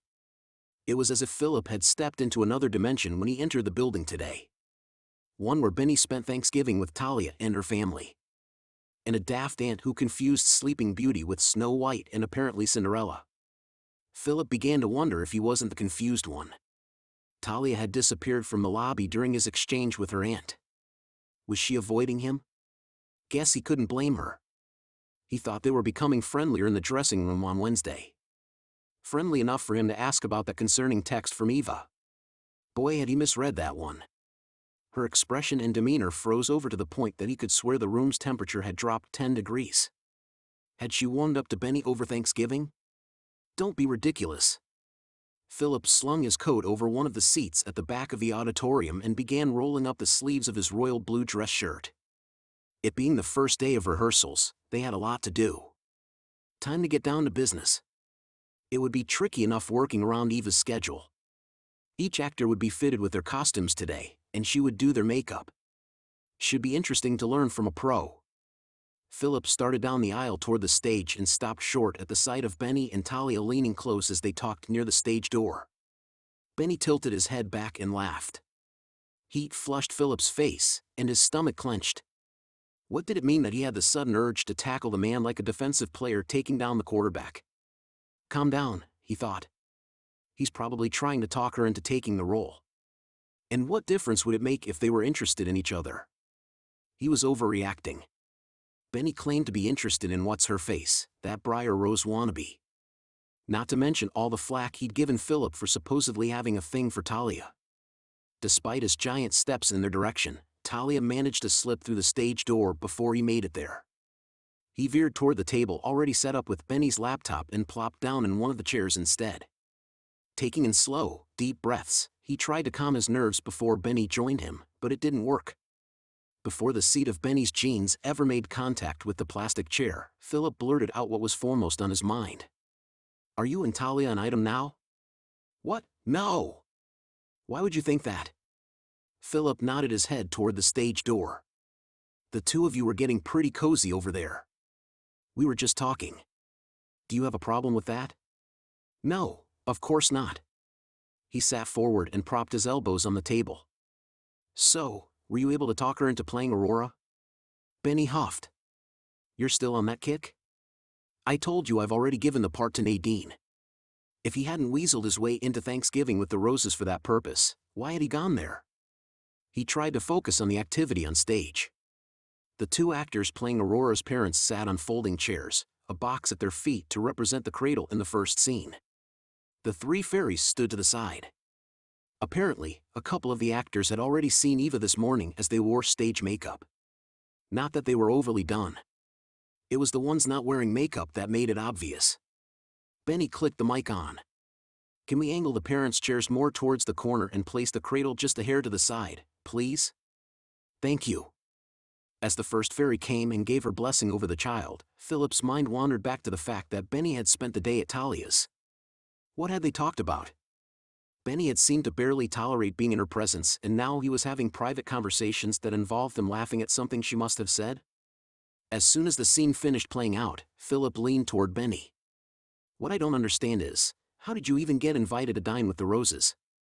They barely know you. Benny stared at Philip for a long moment before speaking. But you know me pretty well. We are friends, right? Of course, we're friends. What does that have to do with anything? You knew I wouldn't be going home for Thanksgiving, but you never once asked where I would celebrate the holiday. You say we're friends, but you've never once invited me into your home or introduced me to your family. I didn't think. That's just it. You only think of your own problems, which include, he pressed one forefinger to the other to count them out, you not having everything your own way, and your rich father trying to hand you everything whether you want it or not. Philip folded his arms over his chest. That's not fair. You have no idea the kind of pressure I'm under. Carol asked where I would spend Thanksgiving. I told her that I had no special plans. She extended an invitation which I accepted. I have no designs on Talia, and even if I wanted to, I would not try to apply the same pressure you claim to be under on someone who clearly does not want the job. Maybe if you tried looking past the nose on your face, you'd see that. Benny pushed away from the table and exited through the stage door. The nerve! Would Benny have said all those things before Philip wrote that whopper of a check to the Grand Rose Theater? Extremely doubtful. Philip's phone beeped. Almost time to be fitted into his costume. He glared up at the stage where Benny now stood directing the actors for the next scene. Their conversation wasn't over, but he would wait for an appropriate time to hash it out. Talia popped a couple of ibuprofens into her mouth and swallowed them down with the last of the lemon water from her insulated cup. She rubbed small circles in the middle of her forehead, hoping for quick relief from the tension headache. Ignoring it sure hadn't helped. The man playing the part of the prince's dad stepped out of the men's dressing room and handed her a pair of pants. Since the rest of the costume fits, I assume you wanted me to leave everything else hanging? That's perfect. Thanks, Howard. Talia tossed the pants onto one of the carts behind her. The one piled the highest. The one for minor repairs that she was expected to fix. The pain in her forehead spiked. When would she find the time to do all of this? Aunt Carol had mentioned hiring someone to take over the position Talia now held in order to free her up for more important business. Freddie planned to take over the job when he graduated in May. She hadn't been looking forward to stepping out of her comfort zone, but right now it felt like May couldn't get here quick enough. She didn't really mean that. Are you ready for me? Air left Talia's lungs in a hurry as she looked up at Philip. When had he come in? Your dressing room is around here. She took off around the corner without another glance his way. She held the curtain back for him to enter. Let me know once you're dressed or if you run into any problems. Instead of entering, he stopped right in front of her. Are you still mad at me? She finally looked at him. What makes you think I'm mad at you? Well, for one thing, we didn't part on the best of terms the last time we were together. You basically told me to mind my own business and then ushered me out of the theater. And secondly, you're being very curt right now, as if you're trying to send a message. I only wanted to make sure I'm reading you right. So if you're upset, I offer you my deepest apologies. She wasn't sure what he meant about her being curt. She'd honestly forgotten about that conversation until he mentioned it. Talia waved her hand in front of her. I'm not mad. Okay, she heard it that time. There was a definite growl to her voice. I'm just. I have a headache, that's all. He nodded once, then entered the dressing room, and she shut the curtain behind him. Talia popped the lid from her cup and looked at the thin slice of lemon stuck to the bottom. All the flavor had surely been used up from this piece. She was tempted to reuse it, but it would only make her water taste like lemon rind. Fresh slices awaited her in the fridge out in the warehouse, but she wasn't walking all the way out there. Instead, she dumped it into the trash and refilled her cup with plain water from the cooler. I'm not sure how this goes. Philip lifted the flap-like front of his top, revealing a bare, flat stomach. Have mercy. He dropped the flap, holding it down with his hand. Talia realized she was still staring. It helps, her voice squeaked, and she cleared her throat before trying again. It helps if you tuck the shirt in. But the sides are open. It's made that way to fit different sizes, and it will be covered with your vest. Here, let me adjust your sleeves first. Talia pushed one of the sleeves up his arm, causing the fabric to puff out at the top, and then tightened the laces to fit against his forearm. A tremble ran through her hands and up her arms with every touch. The attraction had been there since the first time she'd laid eyes on him, but for some reason it felt out of control today. He tucked the makeshift shirt into his pants, and then she helped him into the quilted vest that opened at the back instead of the front. She tied the vest closed for him, fighting the urge to run her fingers through the black curls at the back of his head. He turned to face her. How do I look? Gorgeous. Talia swallowed hard and smoothed her hand over his collar, staring at his thick bottom lip the whole time. He came a half step closer and she wondered if he could read her thoughts. Her gaze inched its way up to those mesmerizing green eyes. You look. I hate those ridiculous puffy sleeves. Don't you? Surely, you have a white dress shirt he could wear instead. Madison. When had her spiteful cousin joined them, and what was it with people sneaking up on her today? Talia closed her eyes for a few seconds and then looked back up to find Philip studying her, a slight pucker to his brow. Neither had stepped away. Ignoring Madison, Talia brushed her fingers across Philip's shoulders. You'll be wearing a cape, of course. We'll also attach epaulets to your shoulders and a sash across your chest for the final ballroom scene. Let's try the sash on now to make sure it lays right. As she stepped into the dressing room to retrieve the sash, Talia heard Madison mention her dislike of the puffy sleeves again. Personally, I think they add detail and look more authentic to the period. Thank you, Philip, she thought. I suppose you have a point. Knew you'd change your tune when. Talia froze, and her stomach nearly revolted at the sight of Madison running her hand down Philip's arm.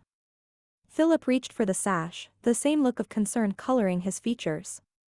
His hand seemed to purposely brush hers, like he could see Talia's discomfort and wanted to offer support without being obvious. Or you could be imagining the whole thing. She glanced at her cousin and then went to work adjusting the pin on the sash so it met right at Philip's waist. Madison, I cleared everything but Maleficent's staff from the dressing room. You can set up in there right now if you want to. I assume you don't need a fitting. Right? Madison's nose wrinkled. I don't trust leaving my stuff here. I'll bring everything with me every night. Talia glanced over at her aunt's makeup station. Empty. Philip must have noticed her perusal. Madison, I'm next for makeup, but you are welcome to take my place since we aren't finished here. I can go after you. That's right, Philip, she thought, get rid of her. Madison looked at Eva sitting there reading a magazine while she waited for Philip to fill her chair, and her face wrinkled up like she smelled something rotten. I wouldn't, she looked back at Philip and smiled. I'll be doing my own makeup. That way I know I'll get the desired effect. Then why was she here? It wasn't unusual for actors to hang out back here, getting to know one another. The aunts even felt it made for better performances on stage. She couldn't tell Madison to leave, but that didn't mean Talia had to stay. Since Madison was foregoing a fitting, there would be a 15-minute slot where she'd be free to relax, maybe get rid of the headache. Move your arms around. How does it feel? Philip swung his arms. Feels great. Now all we need to worry about are the boots. Any chance you own a pair that will work? Otherwise, I'll have to make you some. Make some? You'd be surprised what I can do with duct tape and a cheap pair of tennis shoes. Duct tape?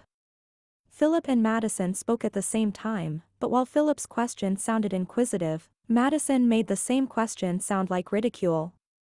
Madison grabbed Philip's arm and she looked at Talia as if she were viewing the stupidest person on earth. Talia, I'm sure the son of Noble Enterprises CEO can afford a pair of boots. He doesn't need to wear something as tacky as a pair of boots made of duct tape.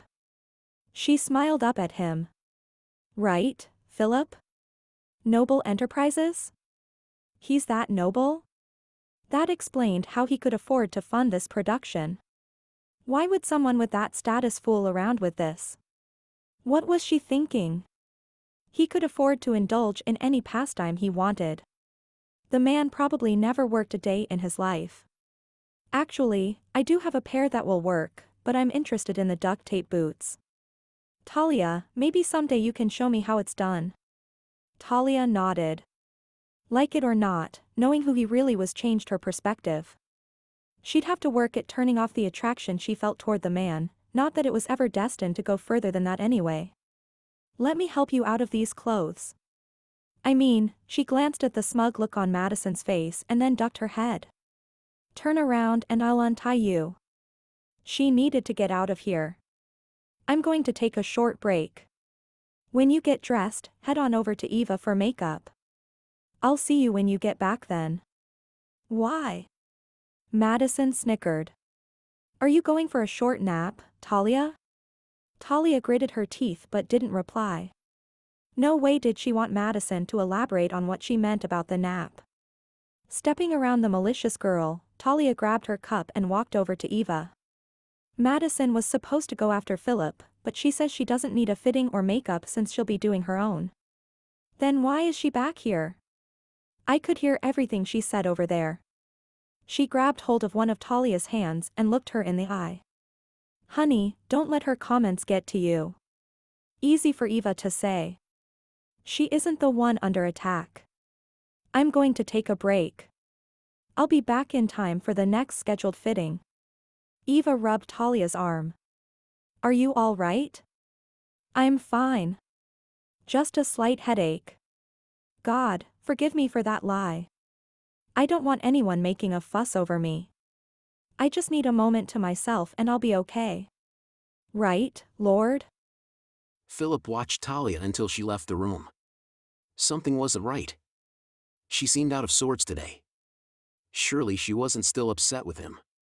No, he remembered that look in her eyes when she'd smoothed her hand across his chest. Like she'd wanted to kiss him. A small part of him hoped she would. Okay, the part of him that wanted a kiss wasn't that small, and he wasn't sure how to process his desire. A kiss would certainly complicate things. And Talia wasn't really his type. Who was he kidding? He didn't even know what his type was. Between dodging women who were only after his family's money, fear of disappointing his dad, and fear that his rebellious side would pick a girl only because she was guaranteed to disappoint his father, Philip had avoided any serious relationships. Hey, do you want to hang out after practice? Maybe grab a bite to eat or something? He looked at Madison. No, he didn't want to hang out with her. She was the very definition of a woman only after his family's money. Besides, he didn't like the way she treated Talia. It wasn't anything specific he could put a finger on. It was more of a feeling he got. Like she was doing something to purposely get under Talia's skin without it being obvious to anyone else. But he'd noticed. No thanks. She stared up at him, no doubt waiting for an explanation. Well, she could keep waiting. He didn't owe her an explanation or anything else for that matter. Eva stood and walked over to them. Philip, sweetie, if you'll go ahead and change, I'd like to get started. Yes, ma'am. I'll be quick. Philip entered the dressing room and pulled the curtain, making sure there were no gaps on either side. But the curtain didn't keep him from overhearing the conversation between the two just on the other side. Maddie, I understand you will be doing your own makeup.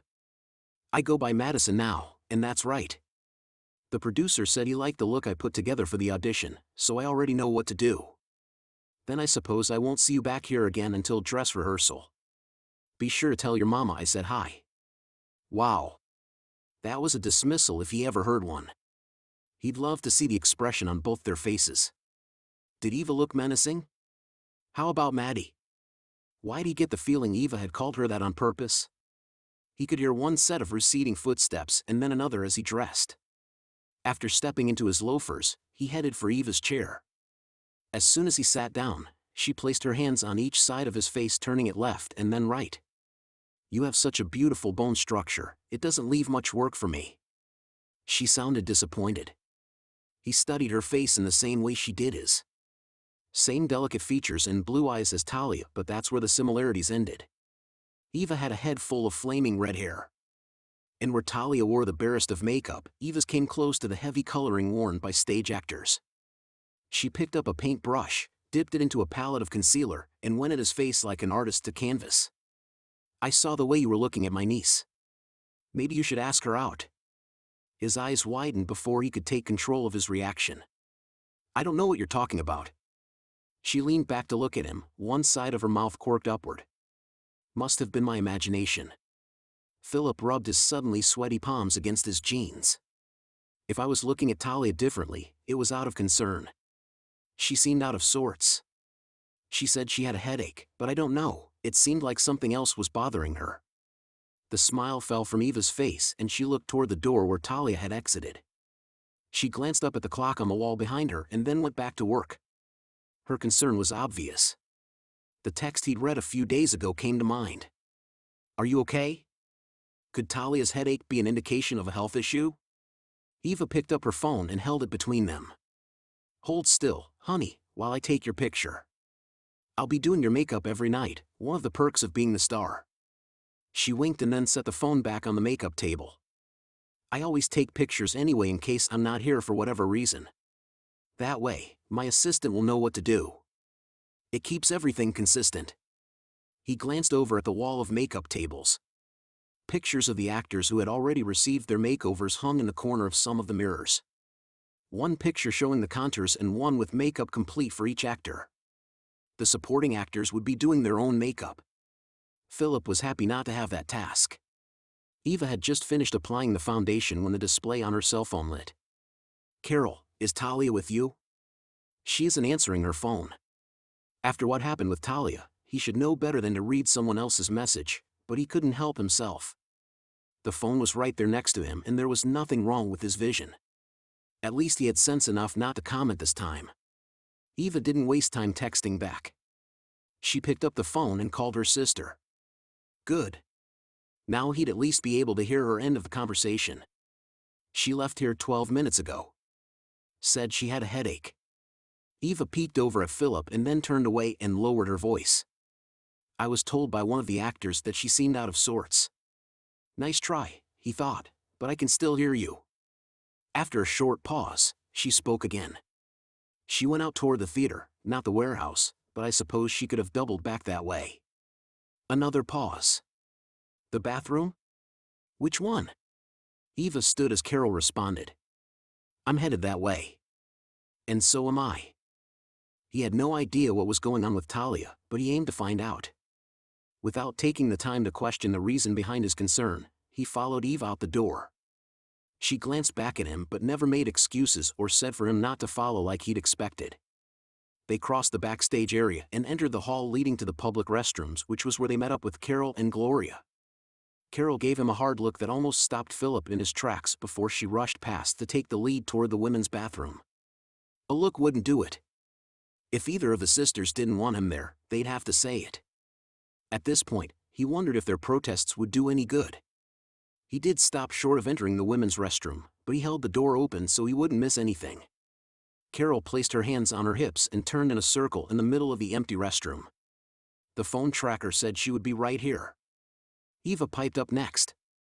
Could she have moved since you looked? Carol glanced at him and then looked at her sister. Doubtful. Not at the onset. The onset of what exactly? Gloria brought her fingertips up to her mouth. Philip could see her wide-eyed reflection in one of the bathroom mirrors.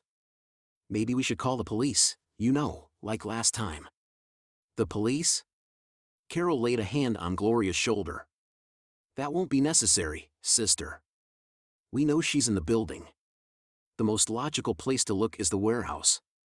Is Freddy here yet? He can help. Eva glanced at him. Philip can help. All three women turned to look at him. Then Gloria turned her back and leaned in toward Eva. Does he know about the KLS? KLS? Even without the help of the bathroom's acoustics, he probably wouldn't have had a problem hearing her loud whisper. Eva didn't even try to hide her reply. No, sweetie, but I have a feeling he's about to find out. Philip held the door open while the ladies filed out and turned left toward the door at the end with a sign that read employees only. He had paid it no attention before, but now he could guess it must be another entrance to the warehouse. Carol unlocked the door. Just before Philip followed, he noticed the janitor's closet. He opened it on a whim. As soon as he flipped the light switch, he saw her. Talia sat in a folding chair, but the upper part of her body rested on the shelf next to her. Bottles of cleaning supplies blocked him from being able to see her face. The sight raised the hair on his arms and neck. Talia. No answer. He stepped further into the tiny room and tried again. Nothing. What's wrong with her, he thought. His first guess was that she had a drinking problem. Okay, so that was his only guess. Whatever was going on, he wouldn't touch her without one of her aunts being present. Philip stepped out into the empty hallway. Apparently, the three sisters had continued to the warehouse without him. The door was locked, so he banged on it, hoping they hadn't gone too far. Gloria opened the door and looked blankly up at him. Yes? I found Talia. Oh, glory be. She called over her shoulder. Sisters, she's been found. Carol pushed past Gloria and stopped short just outside the warehouse.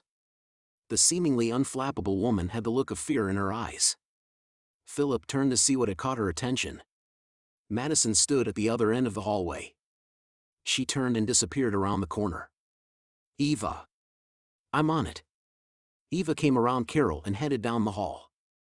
She stopped at the end. No doubt her job was to run interference in case anyone else came their way. Carol didn't waste any more time getting to where Talia still sat in the same position. The fact that she hadn't moved scared him. Dear Lord, please don't let it be anything serious. Carol squatted down in front of Talia and squeezed her hand. Talia, sweetie, I need you to wake up. Maybe a kiss from the prince will wake her. Philip looked over his shoulder at Gloria. Surely, she wasn't serious. It worked for the classic fairy tale, but in this day and age, that kind of behavior had a lawsuit written all over it. Carol looked past him to her sister and shook her head. Don't be such a ninny, Gloria. You know what would help? If you be a dear and move your car around to the warehouse exit. And make sure the heat is going. Good idea. Gloria took off toward the front of the theater. Carol lifted one of Talia's arms and shook it. Come on, you'll do better in your own bed.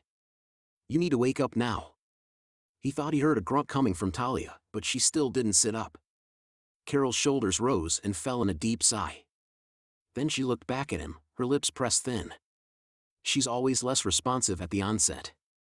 Normally we leave her alone and wait until she's more alert to move her, but I don't want to take the chance of anyone else seeing her this way. Do you think you are strong enough to carry her? His spine straightened. Philip felt sure that he could, but the way she'd worded it had turned it into a personal challenge. I'm sure it'll be no problem if you let me back there. Sure. Philip moved from the doorway, so Carol could step out and he could take her place. He stopped her with a hand to her arm as she came level with him. What's wrong with her? Carol looked past him as she answered. She has a rare sleeping disorder. Is she telling the truth? He remembered Madison asking Talia if she was going for a short nap. Still, it bothered him that Carol wouldn't make eye contact. Philip looked at Talia, what he could see of her. The first thing he'd have to do was get her off of the shelf. He wedged himself between her chair and the wall, then reached in to support her neck as he lifted her to an upright position. Her blue eyes suddenly opened, and she smiled at him. Philip, my prince.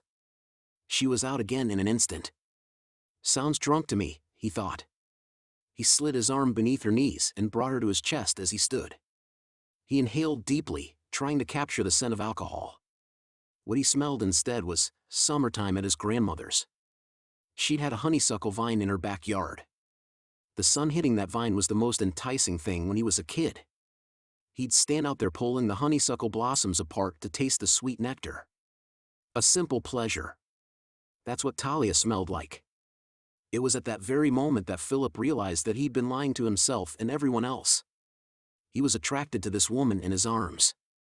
He had a feeling that despite their many differences, despite that his father probably wouldn't approve, and regardless of the added obstacle of whatever this sleeping problem turned out to be, Philip would do whatever it took to get to know her. He would try to get closer and see if there was a relationship worth building between them.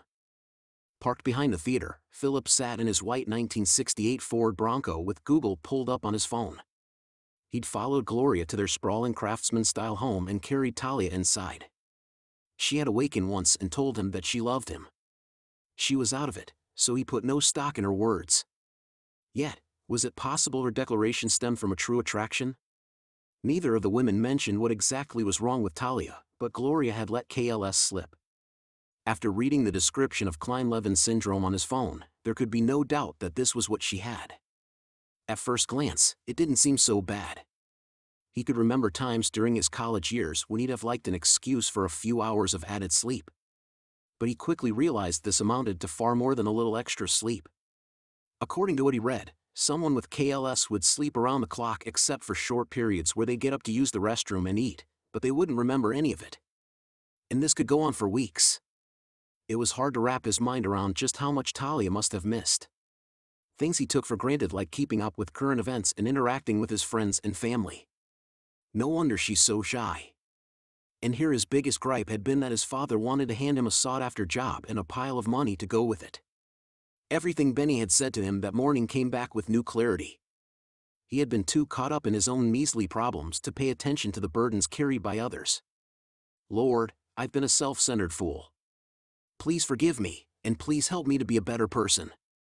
He pocketed the keys to the Bronco and tapped his fingers against the dash, remembering what his granddaddy told him the day he gave it to Philip. A reminder of his family's humble beginnings. Never having to struggle for anything, he had taken the words with a grain of salt.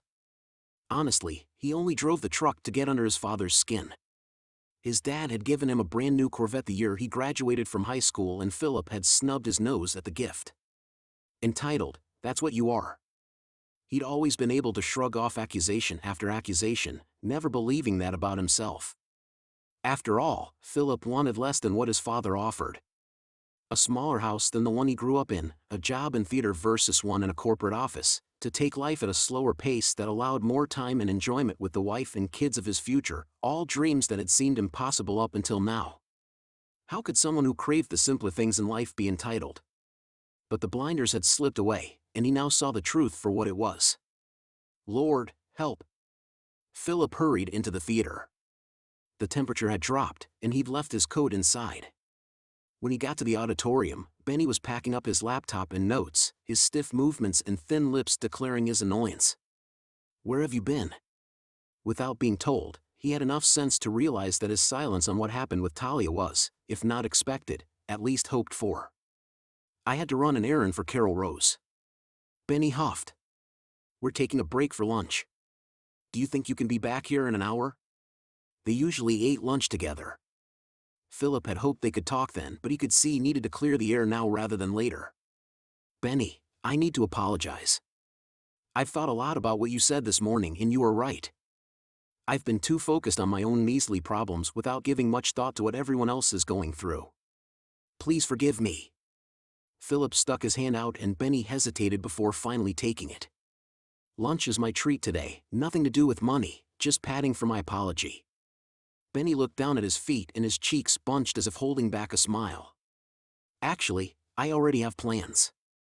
Just then, Nadine came through the stage door looking even more like a Disney princess than ever. Apparently, she'd also had a makeup session with Eva. Philip watched as she walked toward them, wanting to rag Benny about his lunch date but thinking it may be too soon after their spat. She smiled at Benny.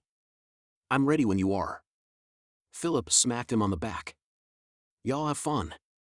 We'll talk when you get back. Benny nodded his head but didn't look at Philip. Be ready to go through a few scenes when I get back. In other words, he thought, you have no intention of talking about your previously denied attraction. Too bad. Then again, the last time they discussed it, Philip had denied an attraction to Talia too. Was he ready to admit how that had changed? Instead of heading back out into the cold, Philip made his way to the dressing room to see if Eva was still there. He had left before she finished with his makeup. Plus, he suspected that between her and Carol, Eva would be most likely to answer his questions about Talia. The actress playing Fauna, the ditziest of the three fairies, sat in Eva's chair. He stood off to the side, watching as Eva applied green glitter around the edges of the fairy's face. She tilted the actress's face from one side to the other, inspecting her work. With a nod of satisfaction, she lifted her cell phone. "One more picture and you'll be done." As the fairy left the dressing room, she smiled up at him with a vacant look that reminded him of Talia's Aunt Gloria. "What can I help you with, Mr. Noble?" He refocused his attention on Eva. "I believe you wasn't finished with my makeup. Did you want to do that now, or wait until after lunch?" She waved a hand. "No need, since I'll be the one doing yours. Why don't you join me for lunch? Carol usually eats with me, but she went home to check on things. You can have her portion and Talia's too. It's chicken salad and I made it, so I know it's good." "Perfect. I'd love to join you." He followed her into the warehouse. A small kitchenette sat in one corner of the cavernous room. Eva began pulling containers from the refrigerator and setting them out on the table. "Is there anything I can do to help?" She pointed to the cabinet over the sink. "Grab us a couple of plates. You'll find a box of plastic utensils in there too." Eva stood back from the refrigerator and gestured to the canned drinks on the bottom shelf. "What do you want to drink?" "Dr. Pepper, please." Talia's favorite." She set a bottle of green tea on the table along with the Dr. Pepper. He added his findings to the table and then sat across from Eva. She removed lids from the containers to reveal chicken salad, iceberg lettuce, red grapes, and bread. "Do you mind if I say a prayer before we eat?" Eva's blue eyes widened and then she smiled at him. "Of course, honey. Go right ahead. Gracious Heavenly Father, thank you for this bountiful food and the hands that prepared it. Please be with Talia today. Heal her of the KLS. Strengthen the ones caring for her. If ever there is a way I can help, use me, Lord. Thank you for your provision and we trust you for the future. Amen." "So, you know about the KLS. Who told you?" "Gloria? Not on purpose, I don't think. She mentioned it, but I don't believe she meant for me to hear." "What do you know about it?" "Only what I read online." "How long has it been going on?" Eva took a deep breath and let it out slowly as she continued adding food to her plate. 12 years. That's good then." "I mean, not good, but," he huffed out a breath.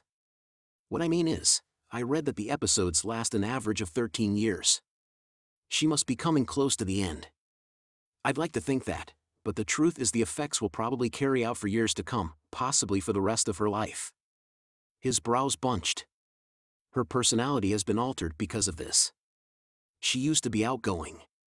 She used to love being on stage. Not anymore. And despite what Carol believes, you can't force her to get back out there. You can't go through something like this without it causing lasting effects. So he'd been right about Carol pressuring Talia to get back on stage. On one hand, he saw Eva's point. The damage was already done. On the other, Carol had somewhat of a point too. Talia shouldn't be forced, but she could heal, at least to a point. She could act again, but it would have to be her choice. I was right. He glanced up at Eva. Had he missed something? About? You like my niece, don't you? He set his sandwich down and took a sip from his drink. I do, but she doesn't know that. I think it will take a while for her to get there. You'll have to be patient. Something I haven't had much practice at, but I will do my best. He took a bite of his sandwich. Time felt short with only 2 weeks to go before the play started. They'd have 1 week of production and then his time at the Grand Rose would be over. After that, he wouldn't have a reason to see Talia. If things didn't progress to the point of him being able to ask her out, he may miss this opportunity. She may sleep through the whole process. Honestly, he still found it hard to wrap his mind around it all. Wakefulness seeped in little by little, but Talia kept her eyes closed. Her alarm would alert her to the beginning of another workday soon enough. She smacked her lips and her tongue brushed the back of her teeth. They felt fuzzy, like she forgot to brush them. Her eyes popped open with the thought. A sinking sensation hit her stomach at the sight in front of her. Corn chips and donut crumbs dotted the top of her bedside table along with an untouched sandwich wrapped in foil. Sure signs that she'd had another episode. How long this time? Her limbs felt sluggish as she sat up on the side of the bed. Running on junk food and no activity, the body went downhill surprisingly fast. She had to exercise and watch what she ate on wakeful days because she had no control during the times when she slept. The ants tried to provide healthy choices, but in her slumbering state she went for the chips and donuts every single time. Once when the ants decided to withhold her favorites, she'd even tried to drive herself to the store. The possibilities of what could have happened were too horrible to think about. After that, they put an alarm system in place and made sure to provide for her cravings. Talia looked toward the humiliating baby monitor sitting on her dresser. "I'm awake. I'm going to take a shower and then I'll be out." She didn't expect an answer from the one-way monitor, but she knew someone, probably Aunt Gloria, would hear her. No doubt, she'd have breakfast waiting by the time Talia left the apartment for the main part of the house. As soon as she spoke, her birds began to squawk their greeting. She stood, stretched, and then walked over to the cage. "Did you guys miss me?" Talia lifted the door and ran her fingers over Duncan's green feathers. He gently pecked at her hand searching for a treat. She shook the box of goodies and the noise became deafening as he excitedly hopped from one perch to another. After giving him his treat, she reached one further into the cage to where Frida sat in the nesting box. Familiar guilt settled over her as she doled out the dried fruit. Each time the Sandman dragged her beneath the surface for more than a night, it put a burden on the ants, namely Gloria. Someone else became responsible for her pets, her work, making sure she was fed and taken to the bathroom. She had to be monitored day and night, sometimes for weeks, to make sure she didn't wander from the house. It wasn't fair for them to have to care for her as they would a toddler for the past 12 years. If they had known what her future held, would they have so willingly taken her in after her parents died? Talia stripped the bed, threw everything on the floor next to the door, and then sprayed the mattress down with Febreze. She tried to pin down her last memory as she headed for the shower. In her mind's eye, she could see Philip standing there in his costume, her hand smoothing the fabric across his chest just before she lifted up on her toes and kissed him on the lips. Surely that didn't really happen. Lord, please let that be nothing more than my imagination. Please. That had to be it because there was no way it could have been real. The memory would be a lot clearer if a romantic relationship had started between her and Philip. Wouldn't it? After her shower, Talia slipped into a pair of yoga pants and a t-shirt. With a towel still wrapped around her head, she grabbed her cell phone and headed to the kitchen in the main part of the house. Just as she expected, Aunt Gloria stood at the stove working on breakfast. "Good morning, Aunt." "Good morning, dear. Here's something to start with while I work on your veggie omelet." She set a bowl of mixed berries and yogurt topped with granola and a steaming mug of tea down in front of Talia, then kissed her on the forehead. Talia shoveled a big bite of the fruit and yogurt into her mouth to sate her ravishing hunger. She stirred honey into her tea and took a sip. Everything tasted so good. It was like Aunt Gloria knew not to offer up any of her off-the-wall creations on what her family referred to as Wakening Day. A huge omelet loaded with veggies soon joined her meal. Aunt Gloria sat down catty-corner from Talia and took a sip from her own cup of tea but didn't say anything. They had this routine down pat. After a couple of bites of the omelet, Talia was ready for the disheartening conversation that was sure to follow. "How long was I out?" "Not too long this time. Today marks the 9th day." It didn't matter how few the number of days, it always left her feeling unsettled, incomplete, like she'd lost more than just time. Talia reached for her phone and pulled up the calendar with her work schedule. 9 days ago, she'd been helping actors into their costumes for the first time and marking adjustments. The image of Philip in his costume popped into her mind again, but this time there was no kissing involved. Madison had shown up. Did she remember what happened after that? Nope. Nothing. Did I miss anything? You missed the first snow. It wasn't very much and didn't last long at all. The temperatures were in the high 60s this weekend, but it's supposed to be cooler today. 40, I believe, but no more snow for a while. I know how much you love it. She patted Talia's hand. Sorry, sweetie. I'm sure there will be more before the season is out. And we put the Christmas tree up Sunday. If we'd known you would awaken only a couple of days after, we would have waited. But yours is still waiting to be put out. Maybe you can do that today. Talia only nodded. She had a small tabletop one already decorated. All she'd have to do was set it out and plug in the lights. Nowhere near the same. She'd always loved decorating for Christmas with the aunts. Some of the ornaments were over 100 years old. She never tired of hearing the stories behind each one. And she'd missed it this year. This day was going downhill fast. And you haven't even gotten to the question you dread the most. Where? She cleared her throat and took a sip of tea. This was the part she hated most, finding out the details of where she'd fallen asleep and who knew about it. Thankfully, she didn't even have to finish the question. We couldn't find you at first and Carol had to use, Aunt Gloria twirled her finger in the air. That thing she uses to track you down. It said you were in the ladies' room, but we couldn't find you. Thank God Wally knew where to look. Wally? Who? You can't blame me, dear, for getting them confused. They look just alike. Come out of the rabbit hole, Aunt Gloria. You've lost me. You know who I mean. That prince guy. She snapped her fingers. Philip. That's his name. Talia slapped her hand over her mouth and took in quick shallow breaths, praying her breakfast didn't make a reappearance. Aunt Gloria grabbed her arm. It's okay, dear. He was a true gentleman about the whole thing. Picked you up like a doll baby, put you in the car, and then drove here and carried you into bed like it was nothing. Said he wouldn't tell a soul about it. The man's a saint. Talia squeezed her eyes closed. Maybe if she crawled back in bed, she could go back to sleep and stay there, at least until this production was over. Then maybe she'd never have to see Philip again. Eva thinks he's in love with you, and I think you love him too. You even told him you did. Her eyelids flew up and she stared at her aunt. What? Well, you were a little out of it at the time, but I think you really meant it. I can tell about these things. Lord, take me now. In fact, tell Gabriel to go ahead and blow that horn and take us all. That way it'll never be mentioned again.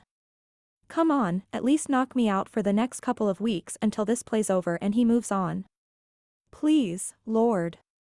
She never thought she'd be praying for another episode. Maybe she could fake it.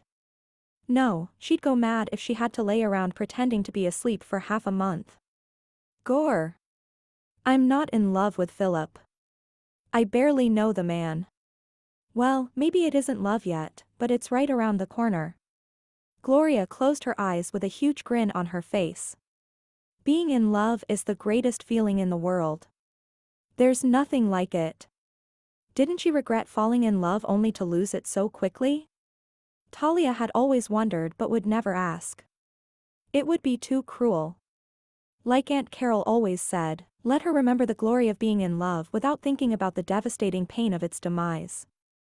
Talia finished her breakfast while she listened to her aunt go on about small happenings she'd missed while asleep. Aunt Gloria reached for her plate and loaded it into the dishwasher before Talia had a chance. I could have gotten it. You don't have to wait on me now that I'm awake. It's no problem, dear. I really don't mind doing it. They'd had this conversation so many times, it seemed as much a part of one of her episodes as her sleeping. Talia would give anything for this endless loop to come to an end. I'm going to go clean my apartment now. Another part of the routine. Will it never go away? That's fine, dear. I have a lot to do to get ready for tonight's awakening supper. Can't wait. Liar. Surely it would be better to go on like nothing had happened? Was her coming out of another long slumber really something worth celebrating? She'd asked these questions before, but the ants outnumbered and outranked her. It was easier at this point to just go along with it. I need to make something special for tonight since your prince will be joining us. Talia whipped around so quickly to look at her aunt that it caused her head to spin. She held onto the doorframe until the dizziness passed. What does that mean? What are you saying? Lord, please let me have heard her wrong. Let it not mean what I think it means. Your Philip is coming for supper. Carol has already invited him. The veggies and yogurt wrestled in her stomach, fighting to see which could make the quickest exit. He's not my Philip. And I don't understand what he has to do with anything. Why did Aunt Carol invite him? It isn't like her to try and play matchmaker. Gloria propped a fist on her hip. After he helped to get you home, it's the least we can do. Besides, Eva says he's asked about you every day. It's only right to set his mind at ease. Eva. She was the real culprit behind this. Well, they could entertain him because she wouldn't be joining them for supper. Philip stared at the scrolled carving across the wooden paneled door in front of him.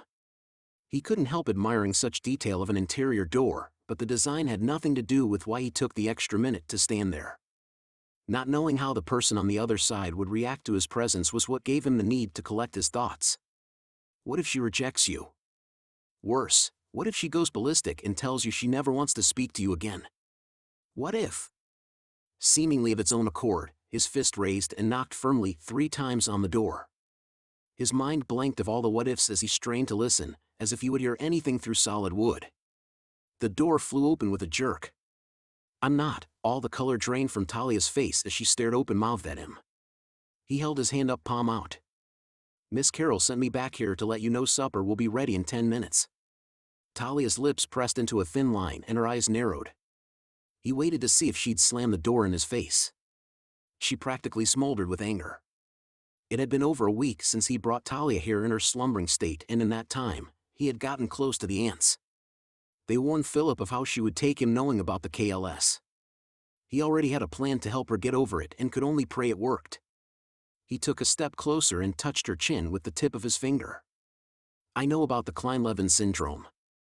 You've probably already guessed that, and I can only imagine how you must feel about me knowing. You've kept this secret for so long. Just know that even though I feel you have no reason to hide it, I haven't revealed it to anyone else and I won't. Not without your permission. She had no idea how thankful she should feel that he did know. Her cousin had thrown enough hints during Talia's absence that if he hadn't known what was wrong with her, he would have asked the first time he saw her again. Talia folded her arms across her chest, rolled her eyes, and then looked away. But she hadn't shut the door between them, which gave him hope. I want us to be friends. Wouldn't it be nice having someone your own age knowing about it? Someone you could talk to about it, if you wanted to? She huffed. This isn't working, he thought. You need a new tactic. Quickly. Philip scanned the apartment behind Talia.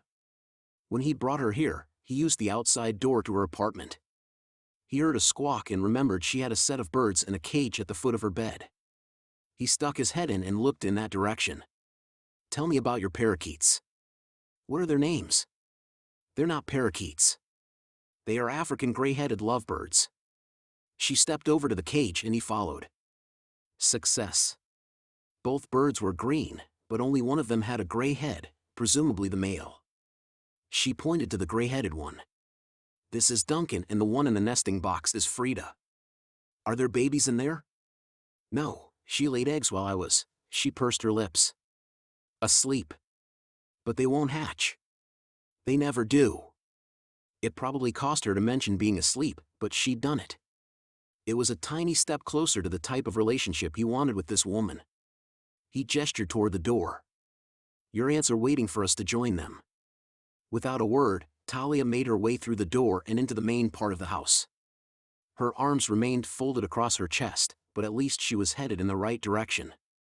According to the aunts, she had refused to join them for supper, which is why they'd sent him back here in the first place.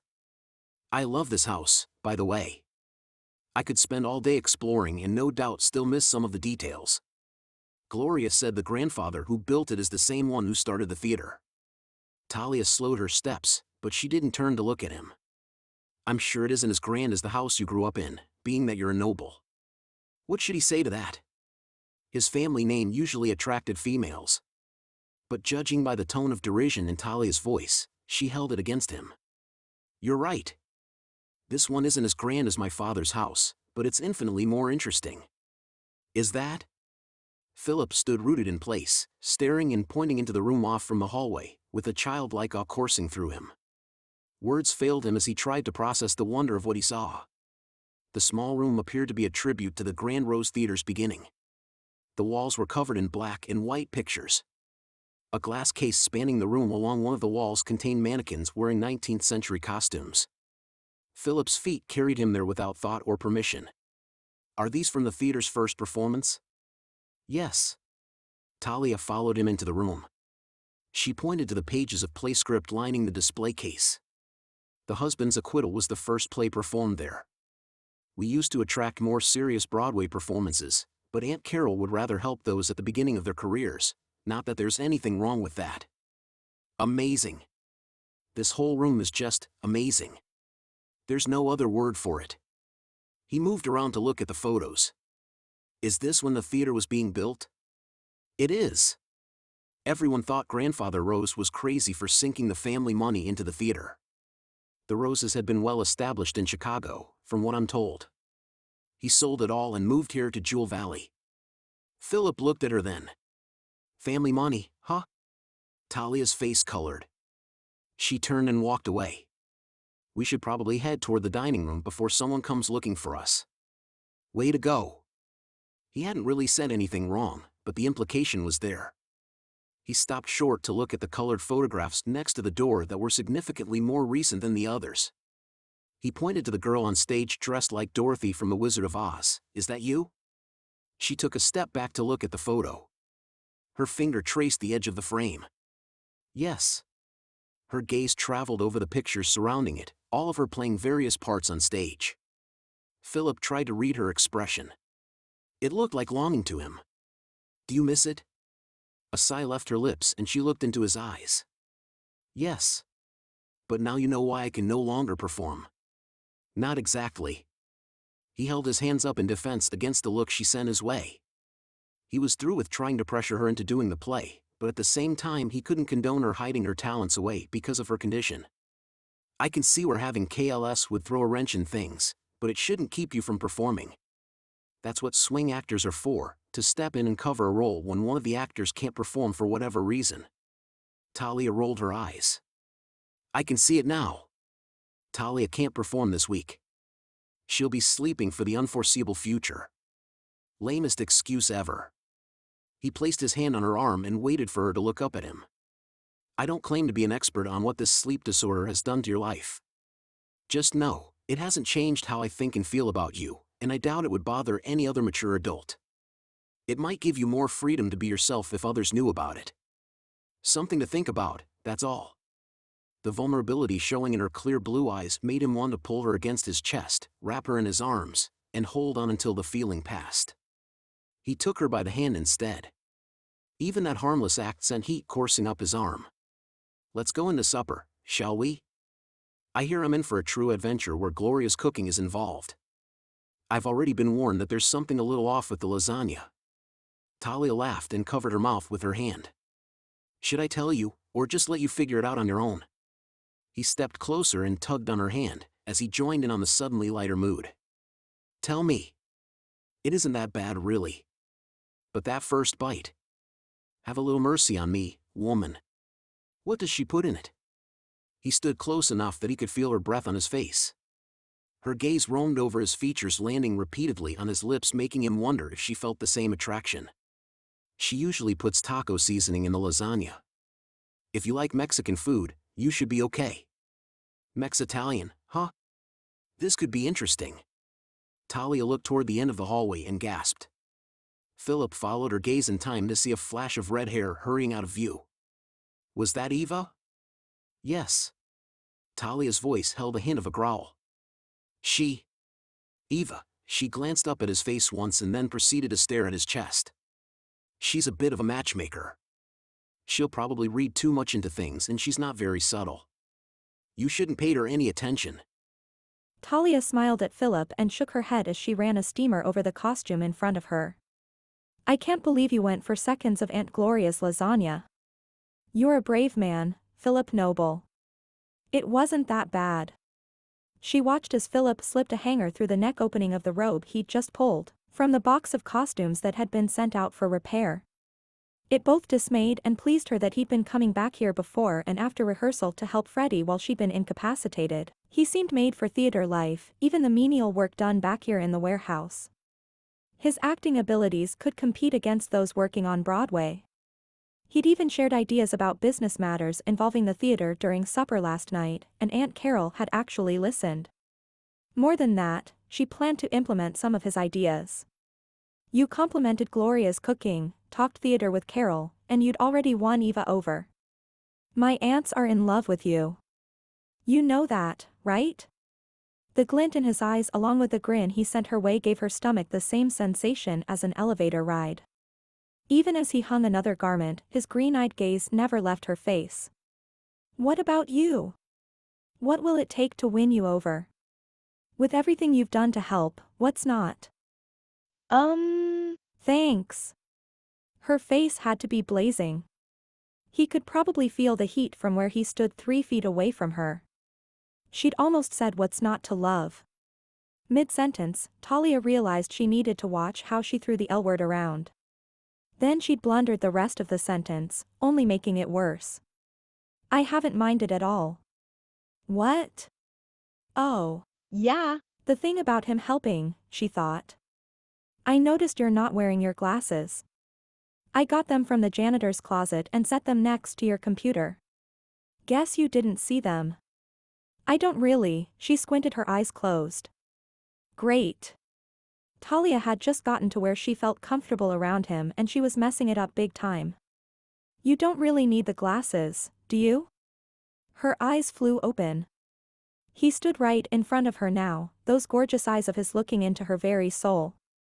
He rubbed the back of his fingers gently against her cheek. It's okay. You don't need to hide anymore. Not from me. Her breath came with quick starts and stops as goosebumps made trails down her arms. His words unnerved her. No one had ever really seen her before. It wasn't about his knowing about the KLS either. From the moment they first met, her inner core had been on display for this man. To everyone else, she'd only been part of the background. Something about it made her want to show the world the same parts of herself that he saw. The part she had purposely kept hidden. He took a step back. Rehearsal is about to start. I'll be back for lunch. Lunch? Yeah, I've been having lunch every day with your aunts. I hope that's okay. That explained why he seemed so close to the aunts. She'd never seen them take to someone as fast as they had last night at supper, especially Aunt Carol. Sure. That's great. I'll see you then. Maybe she could get her equilibrium back by then.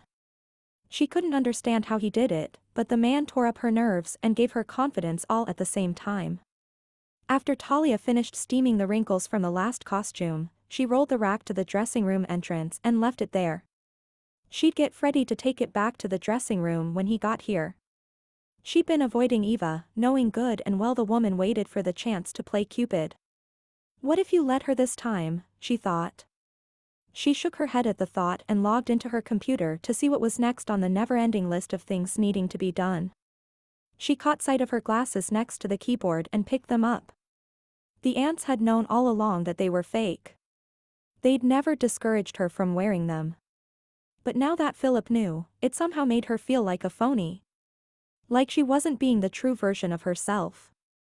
Talia walked back toward the dressing room door with the glasses in hand. Shelves of uncatalogued items lined the wall next to the door. She held the frames up for one last look and then placed them in the box where she'd originally gotten them. If things become uncomfortable without them, you can always come back for them. On the way back to the computer, her phone beeped. She pulled it from her pocket and checked the message from Aunt Carol. I need you to meet me backstage. Talia headed in that direction, dreading the possibility of someone asking about her recent absence. Normally she lingered so far into the background that no one noticed besides Freddie, and he strangely never mentioned it. But her cousin had never been part of the crew and Benny had spent Thanksgiving with her family. Maybe Benny wouldn't mention it, but Madison was sure to. Aunt Carol met her at the entrance looking almost giddy with a grin on her face and a spring in her step. Half the crew is out with a stomach bug. That announcement made her smile seem almost sinister. Who would be happy about a stomach bug? We need to step in to help the ones who are here. I'm going to fill in as Maleficent and I need you to take the part of Aurora. Oh. Madison isn't here. Aunt Carol loved to perform, which explained her glee. Knowing she wouldn't have to face her vicious cousin brought about the same elation in Talia. She should feel bad about it considering Madison's illness, but she just couldn't bring herself to it. We're doing the scene where Aurora has fallen asleep. All you have to do is lay there with your eyes closed until you hear otherwise from Benny. Great. The scene I've been practicing for my whole life. Carol would not appreciate the irony, so Talia only nodded and kept her thoughts to herself. She headed over to the bed on the left side of the stage, laid down, and closed her eyes. It wasn't long before she heard Carol give Maleficent's line about how the deed had been done. Too bad that was her only line for this scene. The couple playing Aurora's parents, along with the 3 fairies, came over to the bed to bemoan the fact that the princess had fallen into a deep sleep.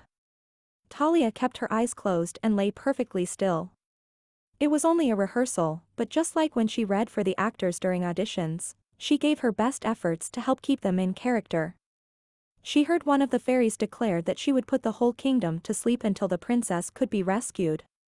Everything grew quiet and the director still hadn't called a halt to the action. Things must be going well, she thought. Talia's mind moved ahead to lunch with Philip and the aunts. They took turns packing lunch for everyone. Whose turn was it? Not hers. The other 2 usually took over for her first couple of days back to work. Probably Aunt Carol then. She was more likely to provide comfort food. Hopefully it wasn't more of Aunt Gloria's lasagna. The noise of the play faded into the background as Talia's mind wandered, but she suddenly realized everything had gotten quiet. Had Benny called a halt and she missed it?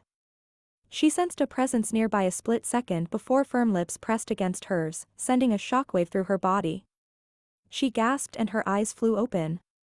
Philip seemed frozen in position, still leaning over her. Their gazes locked and no matter how hard she tried, Talia couldn't look away. Her first kiss and it happened here, on stage with people looking at them. It doesn't mean anything. It's all part of the scene, nothing more. It meant nothing to him. Except, when Philip finally broke eye contact, it was to look at her lips. She almost got the impression that he wanted to kiss her again, but that wasn't likely. Was it? Both of them jerked at the sound of Benny's voice coming through the speakers. Philip. Did you forget your line? Philip sprung to life like a wind-up doll. It's you, the girl I met in the forest. He held out his hand. She took it and stepped off from the bed. The stage filled with the sound of the rest of the castle coming awake. She and Philip stepped closer, their hands clasped between them, still staring into each other's eyes. Perfect. Talia, that was brilliant. They both turned to look at Benny who had hopped up onto the stage. He came closer to speak to Talia so that only the 3 of them could hear. That look of surprise you gave was perfect for this scene. I knew it was missing something and that was it. That's exactly the expression I would expect Aurora to give. He placed his hand on Talia's shoulder and leaned in. Do you think you could work with Nadine, show her how you did it, and get her to pump up the emotion a little? It would be a great help for the production. She heard herself answering, but it was as if someone else spoke the words. Sure, I'd be happy to. Great. He turned to face the rest of the actors. Let's break for lunch. Be back here in an hour. Several of the actors teased Philip for forgetting his line but it barely registered with Talia. They walked through the dressing room to get to the warehouse for lunch. The room appeared empty. Philip flipped the curtain back on each changing room and looked inside. After checking the last one, he grabbed her arm, halting their steps. Was that your first kiss? Talia placed her cool hands on each side of her heated face. That obvious, huh? I'm so sorry. That shouldn't have been your first kiss experience. I didn't think anything about it. You'd think someone your age, but then I saw your reaction and thought about what your life has been like for the last 12 years. Have you ever even been on a date? No, she had to push the one-word answer through her tightened throat. He probably thought she was the most pathetic 26-year-old he'd ever laid eyes on. He lifted her chin, causing her to look up at him. We need to remedy that. How about a lunch date tomorrow, just the two of us? What do you say? Is this, she pushed her tongue against the roof of her mouth, trying to bring moisture to her mouth. Is this a pity date? He took both of her hands in his. Not at all. Talia, you are the most interesting woman I've met in a long time. I've been looking for a way to ask you out, waiting until I thought you might be ready. She didn't believe for a minute that he found her that interesting. Different maybe, but not interesting. Still, what could one date hurt? At least she could say afterward that she'd been on one. And truth be told, she was attracted to him. I'll have lunch with you tomorrow. We'll see what happens after that. After that, he might see how boring her life could get. One big snooze fest. She couldn't even promise she wouldn't be asleep when the time for their date came, if he didn't change his mind before then. Philip had planned to ask her out, but not in the way it came about. It hardly mattered now since the lunch date never happened.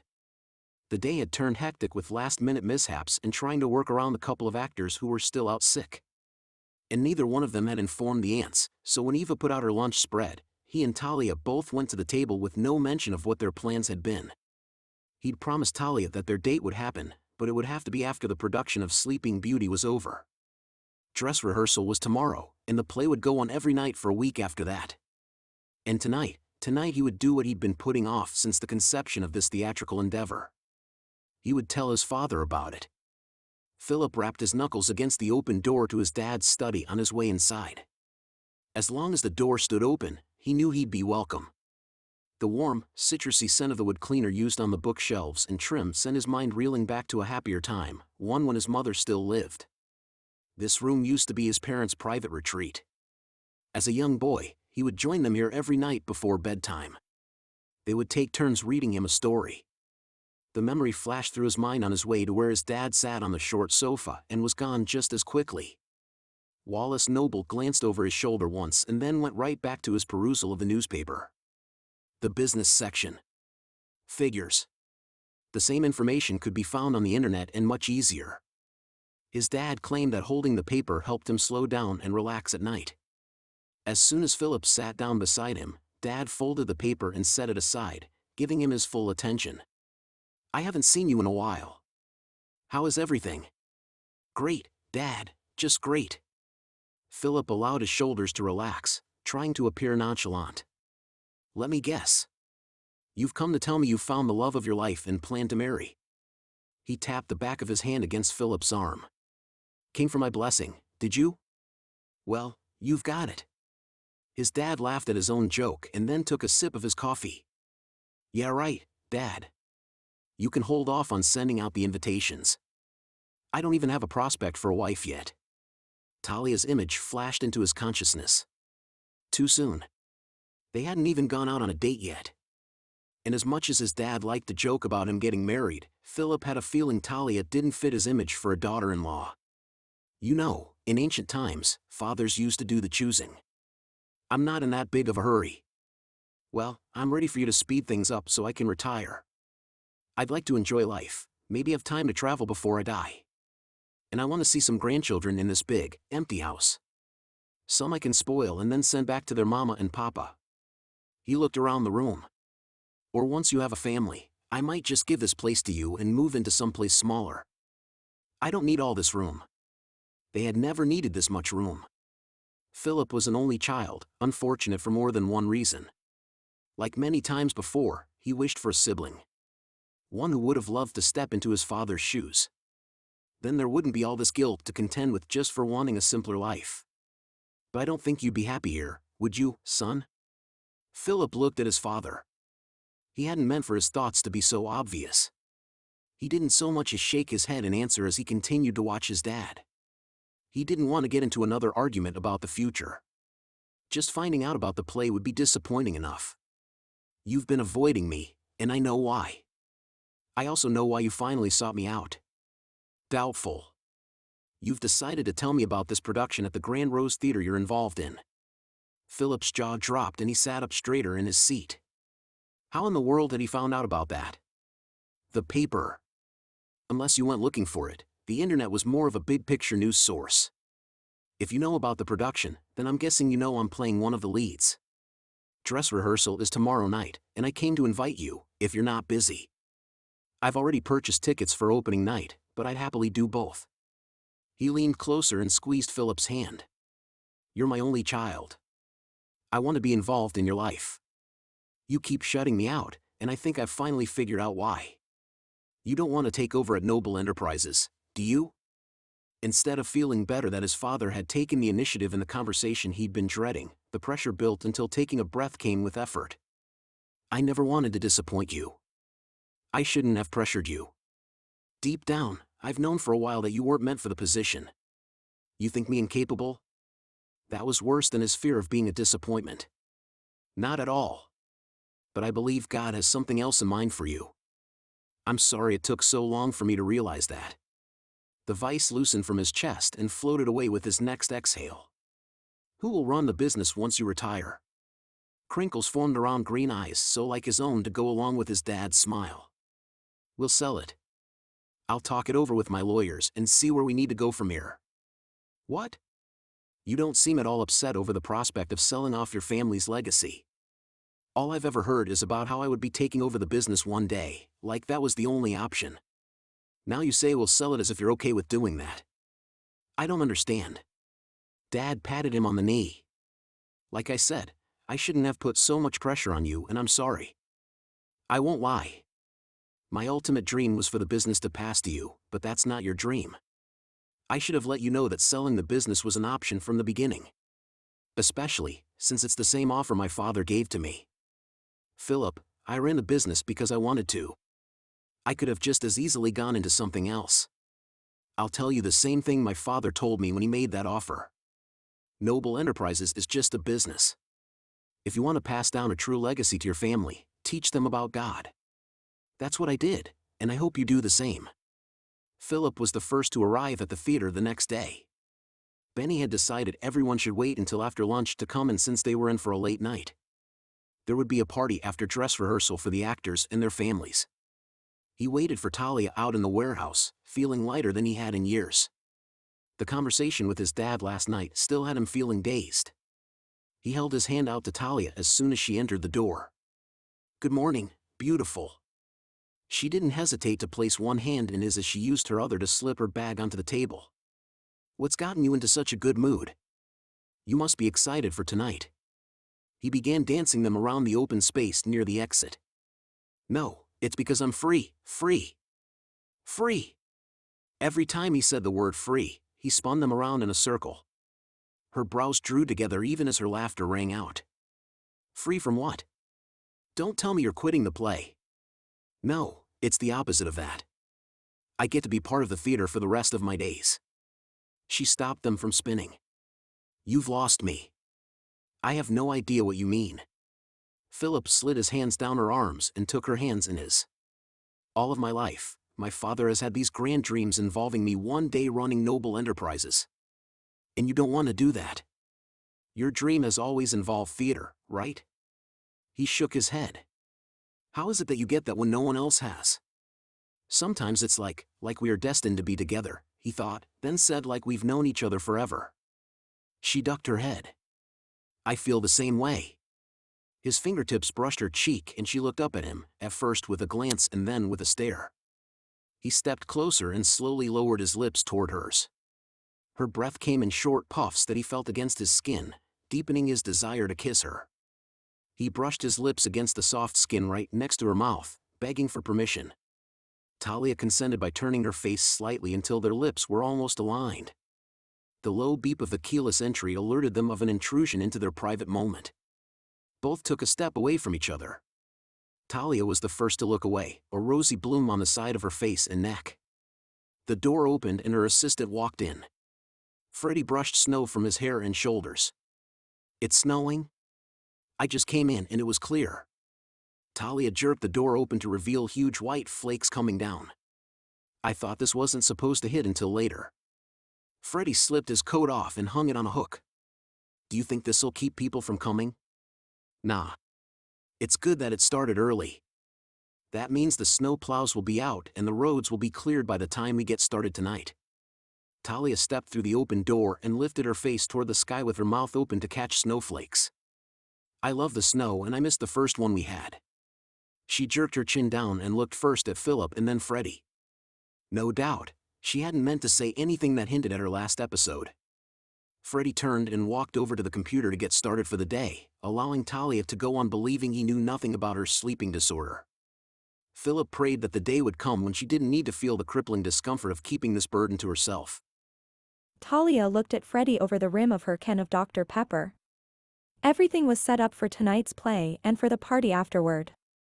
Unless something went wrong with one of the props, the rest of their night would go easy. With the present lull in activities, the thought lurking in the backside of her mind came front and center. Why had Freddie never asked about her absences? The more she thought about it, the stranger it seemed. No one lacked that much curiosity. And Talia knew for a fact that he was the curious sort. He constantly speculated about the lives of the people involved in the plays they produced. Just yesterday, he'd wondered aloud how two people as different as Philip and Benny ended up as friends. Was she brave enough to test it? "I don't think I've thanked you for keeping everything going while I was out. You did a great job, and I appreciate it." "No problem." Philip helped, and Roshana came in after school to help for a few days. Roshana had worked at the theater part-time for the last couple of years, helping out when they got behind. She would be a senior next year, which meant half-days at school for her. She planned to take over Freddie's job once he moved up to full-time. What now? Her test had failed to get Freddie to ask about her absences. Without questioning why she wanted him to ask in the first place, Talia decided to go for broke. "You didn't ask why I missed work." "You never do." "Why is that?" He looked at her sideways. "I didn't think you'd want me to." She propped her elbows on the table and leaned closer, giving him her full attention. Is that the only, something about the way he sat so still, looking down at the table in front of him while red splotched his face, revealed what her subconscious knew but hadn't allowed to surface. "You already know why I wasn't here, don't you?" He glanced at her and slowly nodded. "One time you went missing. Your aunts were frantic." He pointed toward the corner of the warehouse opposite of where they sat. "I found you back there asleep on one of the prop couches. I couldn't wake you. Carol explained what was going on and asked me not to say anything. And I haven't. Not to you or anyone else. I swear." She could imagine the fear he must have felt at not being able to wake her. Fear he wouldn't have experienced if she'd just been honest with him about her condition. "I believe you, and I appreciate your discretion. I should have told you when you first came to work here." At the sound of the door leading to the hallway opening and closing, they both turned to look. It took a moment for the intruders to come into view. Talia stood and placed her palm against her burning stomach, brought on by the sight of Benny, followed by Aunt Carol and Philip, heading their way. Benny stopped right in front of her. He glanced at her face and away several times, then cleared his throat. "Miss Talia." He cleared his throat again. She was about to dig through her desk drawer for a cough drop when he started speaking again. "A dilemma has come up and I hope you will be so kind as to assist us. Otherwise, I don't know how we will go on with this production."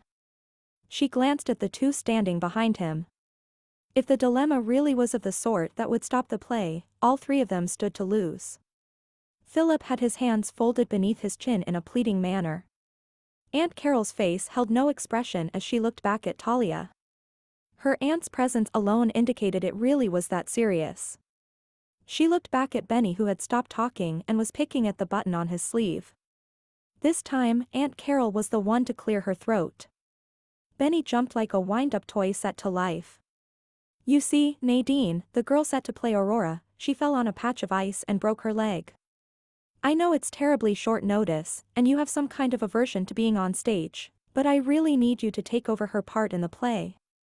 Your aunt has assured me that you have the gift of learning your lines at a remarkable speed, and I've seen you act. You are very talented. Talia glanced at her aunt. You have swing actors. One of them could replace anyone who is absent. Why not use one of them? Aunt Carol finally spoke up. We're already spread thin since several are still out sick. You are the most logical one to take this part. I know how you feel and wouldn't be asking if it wasn't of the utmost importance. What if, she glanced at Benny, the only one in the room who shouldn't know her reasons for staying off the stage all these years? What if the KLS kicks in and I have another episode before the week is out?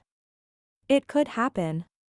Judging by the way Benny's brows knitted together, he had never heard of KLS. A small measure of relief settled over her despite what they were asking of her. Aunt Carol stepped around the producer and took Talia by the hand. You're right. It could happen. I fully believe that God is in control and would send a replacement if it came to that. But at the moment, everything points to you. We need you to step into this role. Her voice lowered as if she meant for the next part to only reach Talia's ears, though the rest had to have heard it. God is calling you to use the talents He gave you despite the KLS. He's asking you to trust Him. What will your answer be this time? She's right. You know she is. This same message had been whispered to her spirit many times over the years, but fear always held her back. Could she do it this time? Talia's mouth opened and sound came out, but it was as if she was hearing someone else say the words from a distance. Yes, I'll do it. At least until someone else can take it over. Everyone around her had looks of joy on their faces while she felt hollow inside. Like someone else was in control. And shouldn't they be? Isn't God in control of everything?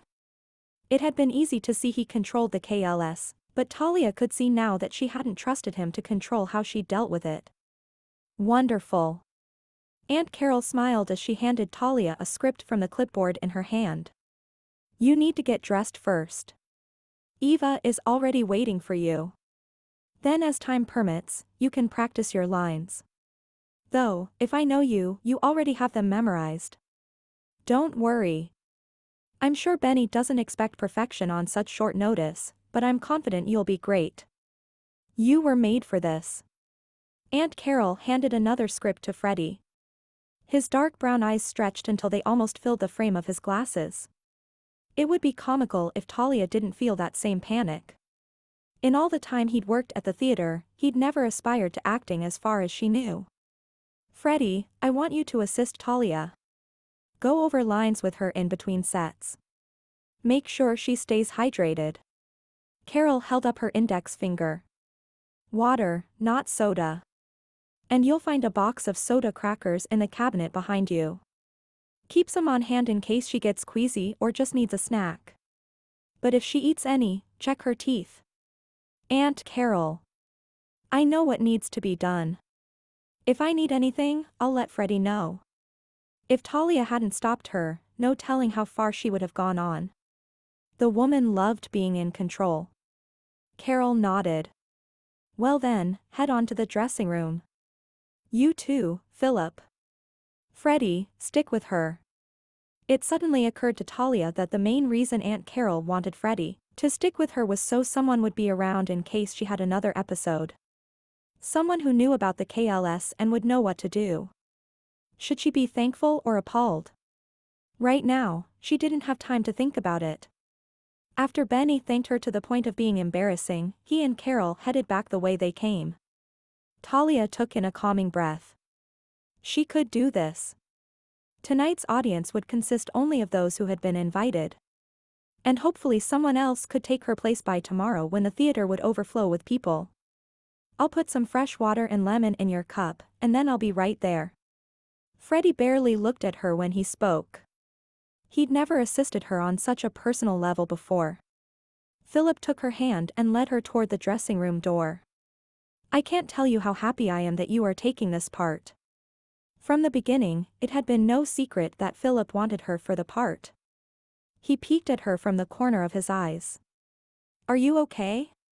Talia nodded. She found comfort in knowing he cared, but her mind kept racing ahead to what this night would entail. I know it'll be a rough night trying to learn your lines in between scenes. I wish I could help with that. I already know all the lines. Her words came out in a rush and heat seared her face. Aunt Carol had told the truth. She had this uncanny ability to read through a script and be able to act out any scene. Plus, she had watched enough of the rehearsals to know how Benny wanted it to go. Wow. Philip stopped with his hand on the knob of the dressing room door. He leaned closer and rubbed his other hand up her arm. Her breath caught in her chest.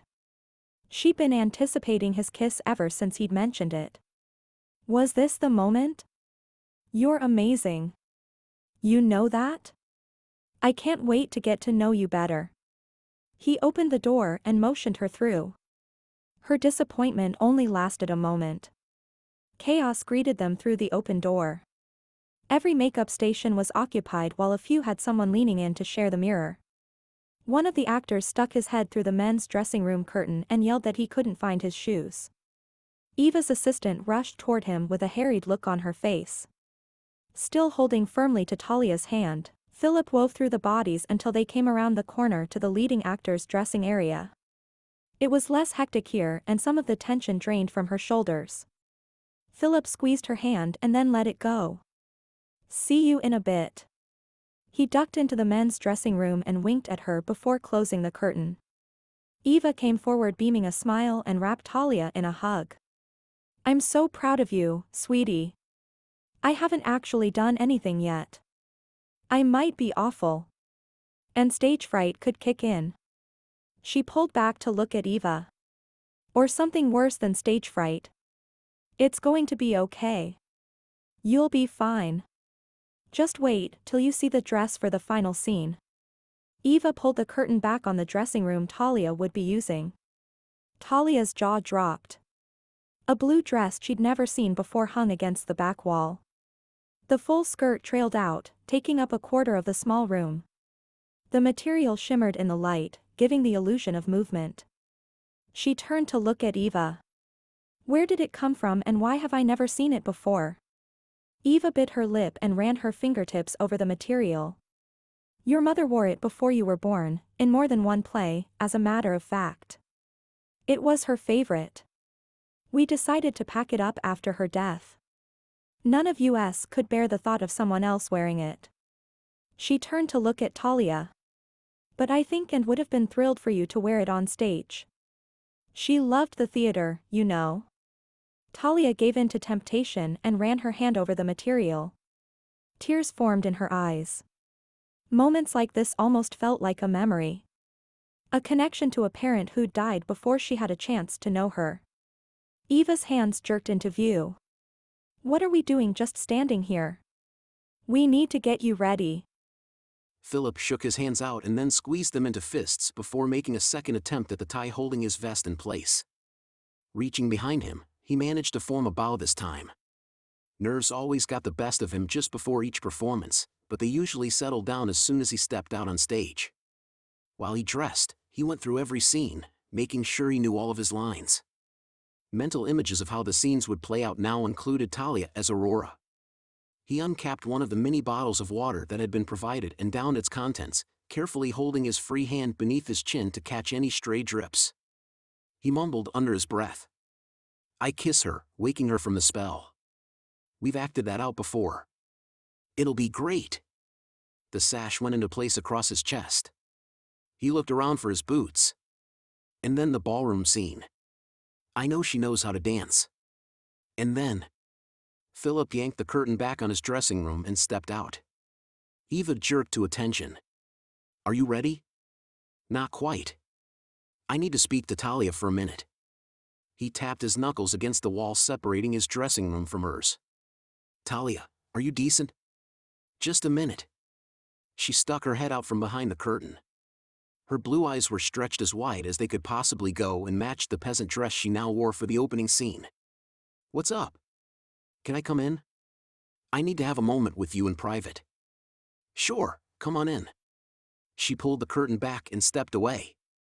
After entering, he closed the curtain behind him. How are you holding up? She let out a shaky breath. I'm nervous and scared, but excited too. It's hard to explain.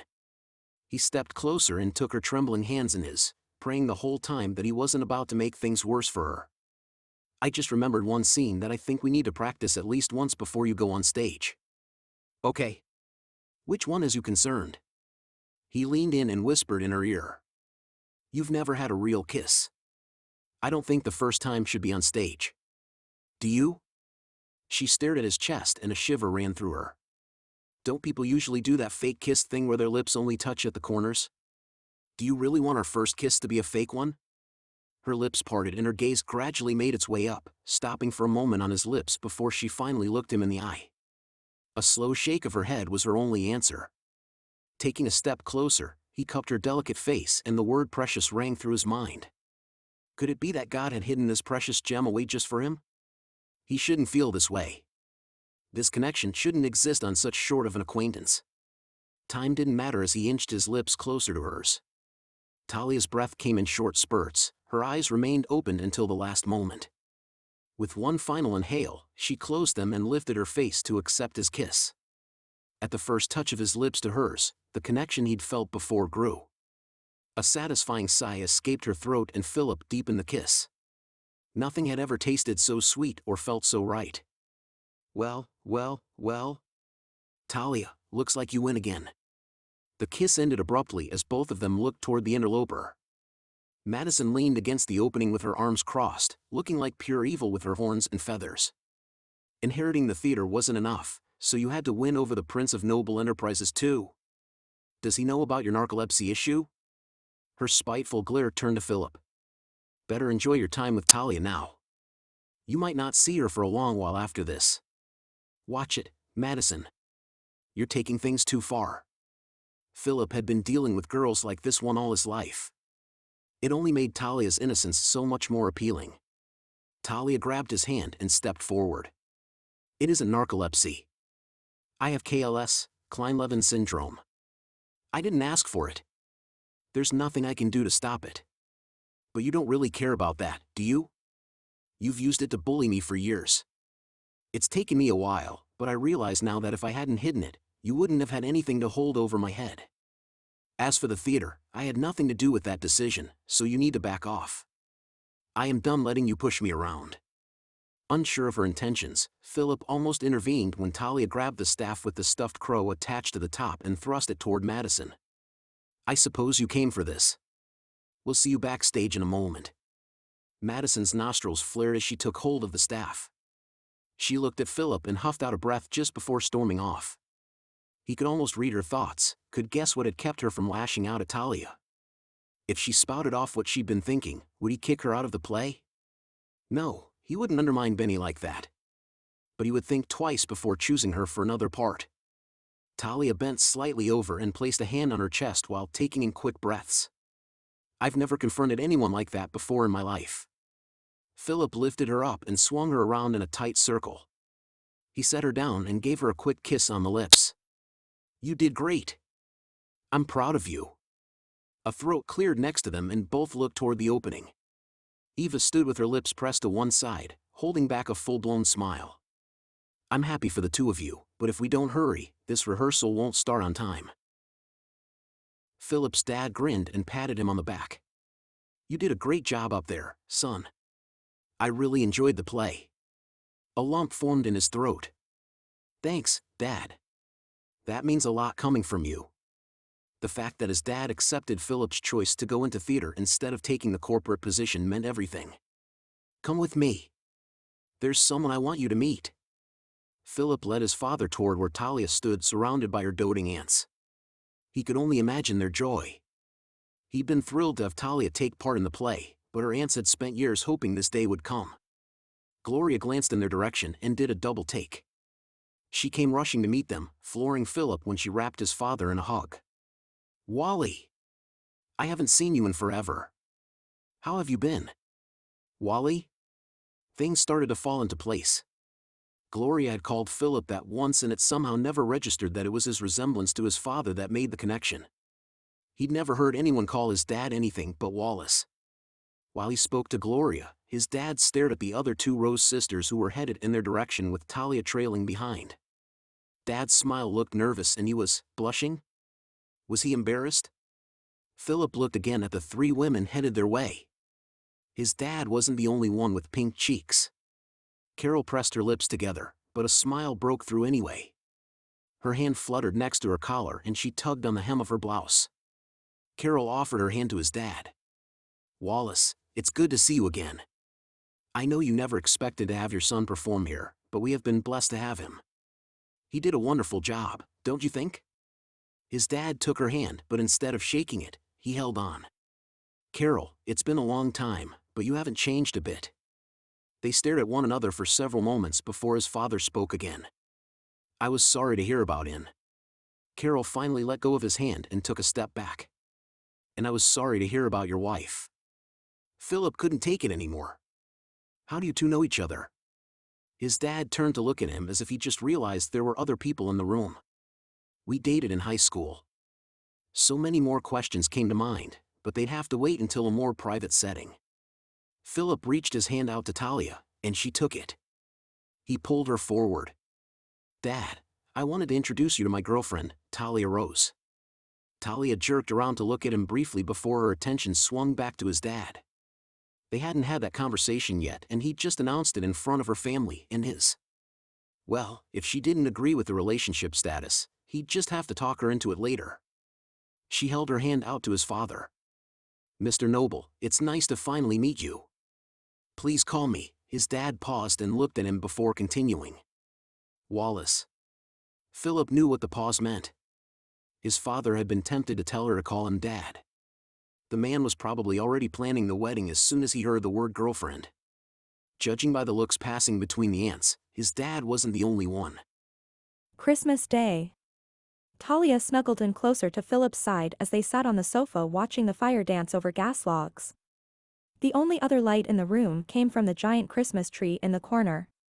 Every once in a while, she'd hear one of her aunts shuffle by the open door as if to let them know they weren't alone in the house. "Are you excited about next week?" The day after New Year's, he would begin his internship at the Grand Rose. Aunt Carol had already implemented some of the ideas Philip had shared with her. A singing group had performed a special Christmas performance 2 nights ago. Since the group didn't have to set anything up too far in advance or use the stage for practice, it hadn't interfered with next month's play preparations, already in progress. Philip ran his fingers through Talia's hair as he spoke, a habit of his that she had quickly come to love. "I'm more excited than you could ever guess. I think your Aunt Carol is almost as thrilled to have me as an intern. Especially with all the publicity the theater has been getting lately. Publicity brought about because of you. The reporters may have shown up because of me, or rather, because of my family name, but you are the one who stole the show. Well, you and that unfortunate cousin of yours." The local paper had written up a generous article about the play that covered the whole front page of the entertainment section. Part of the focus had been on the fact that the Rose family legacy continued. The 2 largest photos on the page had been one of her and one of Madison. Madison's costume had caused quite a buzz, enough that she was able to land a job at the theater in Durham as a costume designer. Talia was happy for her, happy she moved away. After Talia had her say in the dressing room on the night of dress rehearsal, the air had felt stiff between them. At least now they were civil to one another, which was an improvement. Madison wasn't the only one to land a coveted job because of the production. Benny was the new assistant director at the Marion Theater in New Jersey, which put him closer to his home state. She and Philip planned to go see him this summer. "I'm glad your dad joined us for dinner. He is such a charmer." Philip leaned in and whispered in her ear, causing a delicious shiver to run through her. "Should I be worried? Tell me you find me more charming than my dad. Please." She turned her face toward him, and his lips came down ever so gently on hers. Even the simplest of kisses from Philip sent fire coursing through her veins. So many kisses, twice during every performance, in stolen moments behind the scenes, when they went on dates, any time they were in the house together when the aunts weren't looking. Talia had lived 26 years without even a hint that a guy's lips would ever touch hers, and Philip seemed to be making up for lost time. And she'd loved every minute of it. She stared at the fire and tried to steady her breathing, like this kiss hadn't affected her as much as it actually had. What were they talking about before? Oh, yeah, his dad. I still can't believe he bought you a house. Apparently, men in the noble family tended to give extravagant gifts. Philip had given her an all-expense-paid trip for the two of them to tour theaters in New York City this summer, separate hotel rooms, of course. The aunts had asked. You mean us? Philip ran a strand of her long hair through his fingers. He said the house was for the two of us. Remember? She forced a nervous laugh. Isn't that the right response? Surely Philip didn't take his dad's remarks seriously. Right? All the comments he made about the house and about us turning our trip to New York this summer into our honeymoon, him being a grandpa this time next year, don't think he didn't mean them, because he did. Her heart fluttered. She tried to think of a clever response, but nothing came. Philip kissed her jaw just below her ear. Get that panicked look off your face. I know it's too soon for us to be thinking about those things. I just wanted to let you know that he's serious. Her chest loosened, allowing her to finally take a decent breath. I think the aunts are on the same page he is. They're already planning a wedding, but I think their timeline is a little different. Their plans include a winter scene. That sounds more like it. She pulled back to look at him. What? He rubbed his hand across his mouth, and she got the impression that he hid a smile. I'm not proposing. I just meant that next winter would make more sense than my dad's suggestion. Oh. That reminds me, I have another present for you. He pulled a flat rectangle-shaped box from under the end table and turned the lamp on. Another gift? I already feel bad because all I got you was tickets to one play at one theater, which is nothing compared to what you gave me. But I love the Blumenthal Theater and my gift to you benefits the both of us. So does mine, and I bet you love every theater you've ever been to. He laughed. True. This is just a little gift and it's for both of us too. It's nothing extravagant, I promise. He set the box down on her lap. She didn't waste any time ripping the paper off and pulling away the lid. It was a black t-shirt with splashes of color like someone had dribbled paint across it. She lifted the shirt from the box to see the writing on the front of it. My boyfriend is a theater geek. Philip, I love it. I'll save it to wear when we're in New York. That's what I had in mind when I bought them. Them? Look in the box. Talia moved her shirt to the side to reveal an identical t-shirt beneath it. This one was much bigger when she held it up. She stopped reading and turned to look at Philip, eyes wide. Did he mean it? He rubbed the back of his fingers against her cheek. I'm in love with a theater geek. Her heart beat frantically in her chest as if it wanted out. You are? He leaned closer and ran his fingers along her jawline as he looked into her eyes. Very much so. Is that a problem? She shook her head and blinked rapidly. People declared their love for each other every day, right? This moment shouldn't induce tears. But the only people she ever remembered saying those words to her were her aunts. Though, he hadn't really said them, and she longed to hear it. Why does my shirt say something different? Because I wasn't sure if you felt the same way. I do. His smile brightened and he leaned in even closer, close enough for another kiss. Say it. You first. He touched his forehead to hers. Talia rose, I love you. I love you too. This time when he kissed her, possibilities for the future flitted through her mind. Maybe the aunts weren't so far off base after all. To hear about future audiobooks by Andrea Boyd, please subscribe below. For more information about Andrea Boyd and her books, visit AndreaBoyd11.com.